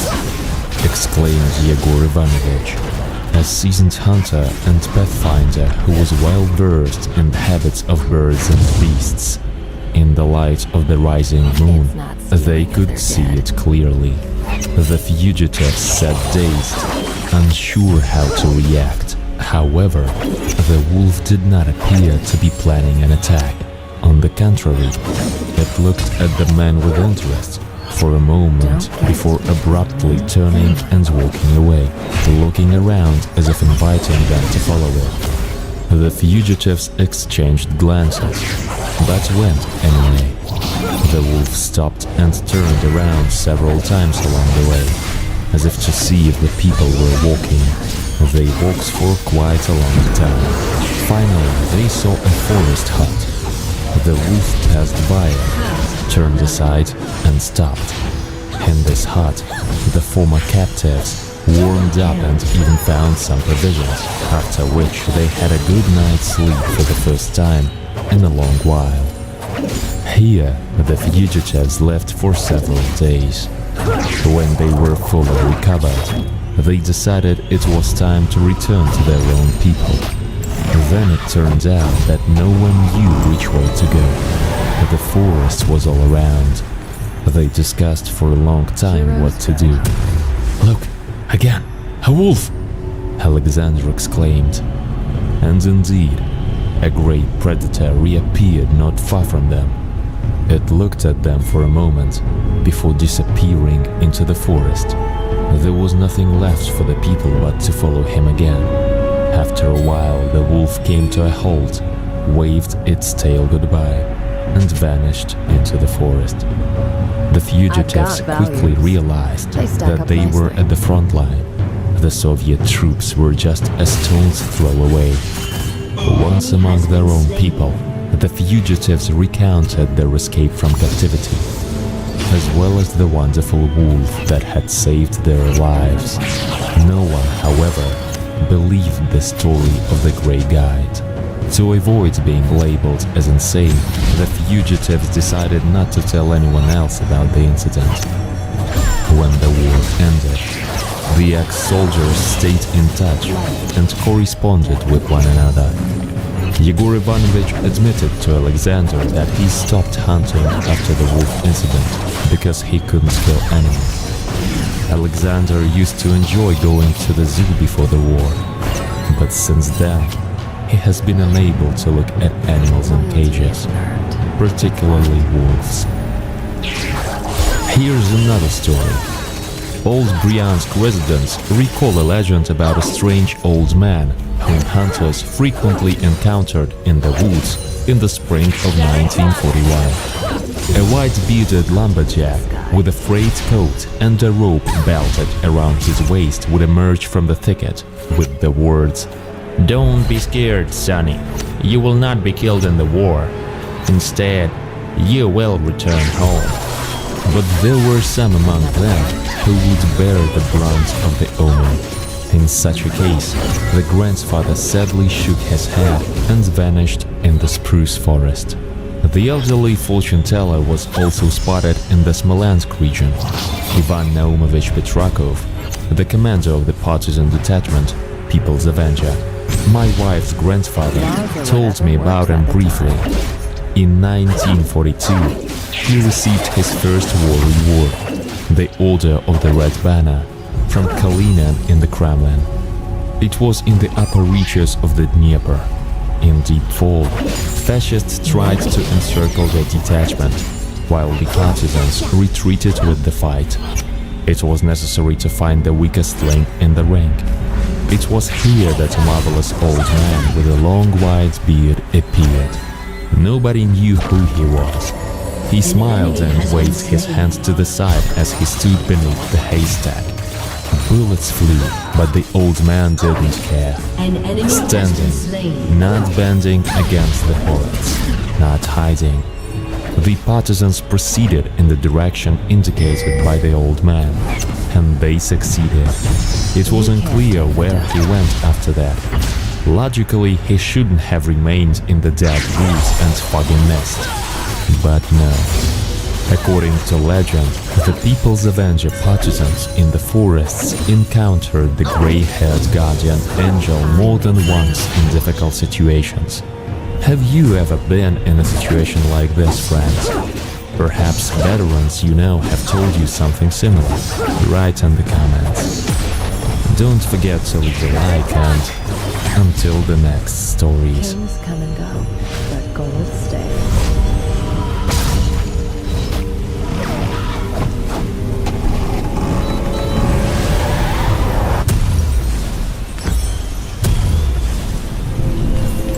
Now I can already tell you about the events of the I'll fight winter for of a cause. 1949 I won't die that for happened to me in the cold tundra.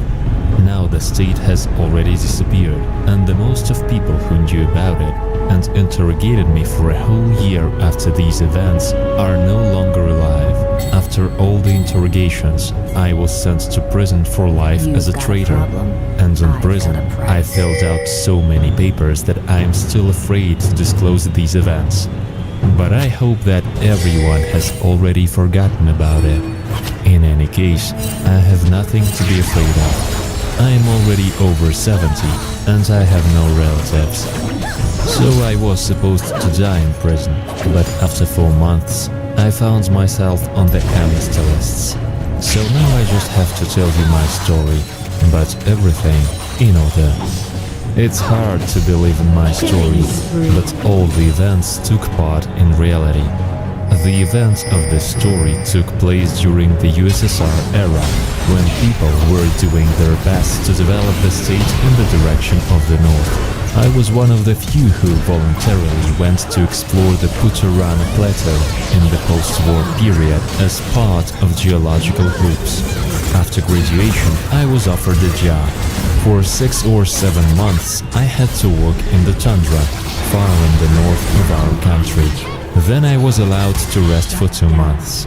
The money was offered even at that time pretty good. By this time I wasn't married and I had no children, unlike my classmates. So nothing held me back, and I agreed without thinking. I graduated from the specialty of an engine repairman. I even managed to walk a little. The work itself was not difficult. The basis of my work duties were flights as part of geological groups to places where I needed to monitor equipment, mainly generators. Any geological station had an average 1 generator for its electrification. Geologists without electricity, believe me, are extremely shitty. This doesn't mean everyday comfort. In winter, the temperatures kept at -40 degrees. Wind gusts often reach 20-30 meters per second. Without heat, you can simply not survive here. It's easier to live here in the summer. If something goes wrong, without electricity for a day or two, it sucks of course, but tolerable. And winter here lasts all 9 months. And without electricity, in winter is a complete ass. We didn't have a reserve generator. When you fly by helicopter, every kilogram counts. The generator is a big shit, the size of a train carriage. But there were no serious problems during the whole time of my work. I did the maintenance of the generators on time, monitored the oil, and listened to the noise of the instruments. Of course, sometimes I had to disassemble the technical device completely and do it in the cold at minus 40 degrees and fix it using all available improvised means. Once I even had to go to the mainland for spare parts. Due to condensation, a water hammer happened, one connecting rod band. We waited 4 weeks. It didn't work out any faster, but fortunately it was in the summer. So everything was boring enough. I entertained myself as much as I could, and there was such a time. One day, as I remember, a new geologist arrived. He was young, even younger than me. The new geologist began to ask everyone, under various pretexts, in which rivers there is gold. He'll ask one of them casually, then the other. Well, when he asked me, I told him about one river, 15 kilometers from the camp. I told him that I was fishing there and saw something shining on the bottom, but I'm not sure. I told him to take a bag, collect sand, bring it to the camp, and then we will sift through it in secret from everyone and see if there is anything there or not. So the fool geologist believed, really ran to the river, dragged a bag of sand across the tundra, and he gained a lot from greed. When he brought it and started looking for gold, as a joke I poured copper shavings into the sands for him, and probably it was too much. When he saw the shiny copper shavings, he was very happy. And then he disappeared for 3 days. I had to tell everyone a joke when they couldn't find him for a long time. He spent 3 whole days searching for gold in the river, but he didn't find anything, and he didn't want to come back empty. He didn't talk to me anymore, and then he flew away altogether. No one forced me to sit in one place around the clock. So while the geologists were going about their work, I had other things to do. I traveled across the tundra in search of fish lakes. There were a lot of fish there, because there wasn't a single living soul in the vicinity, only dwarf trees and small mountains. I agreed with the boss and left for 2-3 days, making sure to take some food, matches, a gun. I didn't want to meet a bear or a wolverine without a gun, a compass, a tent, a sleeping bag, a small folding drill, and fishing rods, of course, with a set of jig hooks. I loaded the whole thing into a snowmobile and left. At first, in the tundra, it seems that it's almost impossible to get lost there. High mountains can be seen from afar. Low trees do not interfere with the view in any way. Landmarks can be seen for several kilometers. But this is all complete nonsense. Endless fields of dwarf trees and the same mountain range, and that's it. You can wander endlessly in search of the place where you came from. People managed to get lost in the simplest situations. One summer, 2 fishermen went to the middle of the lake, went fishing, and there are 4 mountains around the lake. They were identical mountains. They swam to one, looked at the shore. They did not come from here. They swam to the other shore, again not from here. And the lake is small, let's swim along the shore, look for traces. They were lucky then that it was a polar day in summer. It was like the whole 24 hours. After 6 or 7 hours, the tired fishermen found the place from where they had sailed. However, it happened absolutely by accident. One of the fishermen crumpled an empty pack of cigarettes and threw it on the shore before getting into the boat. That's how they found the right place. Everything is so identical and infinite. that you are simply amazed. Sometimes when you drive in a straight line, it begins to seem that you have already seen it all and are driving in circles. Stupid feeling of déjà vu. Here the main thing is, in no case should you turn off the way. At that time, having stuffed a set of necessary things into a snowmobile, leaving behind a geological camp, I rushed off into the tundra in search of a good fish lake. According to my calculations, there should have been good-sized pikes in the place where I wanted to fish. I really wanted to surprise my colleagues with a noble prey. After a few hours later, I was already driving up to the very fatal lake, which I later showed to hundreds of people, both military men of different ranks and scientists. But this was the first time I saw it. The lake did not look any different from hundreds of other lakes scattered throughout the tundra, so all subsequent events were nothing more than an evil fate. I have often come back to this moment in my thoughts, during all those long years spent in prison. Why me? What is the probability that in God's forsaken places, among hundreds of identical lakes, a single person will find exactly this lake? But I digress. At this time of year, the lakes froze at least a meter deep, so I fearlessly drove a snowmobile almost to the middle, and then the ice cracked. The snowmobile immediately fell into the crevice, and with it, Internally, I prepared to swim out of the icy water, but instead, I felt myself falling into the void. I managed to realize that it was not ice on the lake, but an ice crust hanging over some cave. Then I hit the ice and lost consciousness. I don't know how long I lay unconscious, but judging by the fact that I didn't have time to freeze anything, I woke up almost instantly. I woke up in a cave about 6 or 7 meters deep, and the frozen water, which I took for a lake, formed a kind of thin ice roof through which, though weakly, light still penetrated. First of all, I looked around, and although I was raised by atheist parents, I crossed myself. There was an even deeper abyss near the place where I fell, where apparently my snowmobile fell along with all my things. Trying not to get up, I carefully crawled away from the edge, after which I began to think about what I should do next. I found myself in a difficult situation.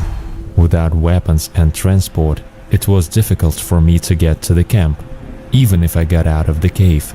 I checked the contents of the pockets. The matches, hidden in the bosom and carefully wrapped in a fabric that protects from moisture, were in place. The flask with alcohol, which I carefully put in the inner pocket of my jacket the day before, also did not go anywhere. Well, that was something. Tearing off a piece of cloth, wrapping it around some stick that I found near the place of my fall, and watering the rag with alcohol, I got some kind of light source. When I lit the handmade torch, I went to explore the place in which I found myself. The bottom of the cave was covered with a layer of strange debris, some branches, driftwood, small stones and remnants of vegetation. Said that, after all, there was water here once, and this place really was a lake. At the same time, the crust of ice under which I fell should have appeared at that moment. That is, there was water in the lake in summer, and in winter, after the ice crust froze, it went somewhere. Perhaps the water flowed into the same fault where my snowmobile fell. It was all very strange. The Puterana Plateau is monolithic, and the nearest joints of the Earth's plates, because of which an earthquake or some other cataclysm could occur, are very far away. In this case, it was easier to believe in fabulous giants or huge mammoths that collapsed the voids under the lake than that this event happened by itself. I was confused and went to explore the cave further. I tried to walk very carefully. Some accidental dislocation of my leg due to a ridiculous fall on slippery rocks would be enough to stay in this place forever.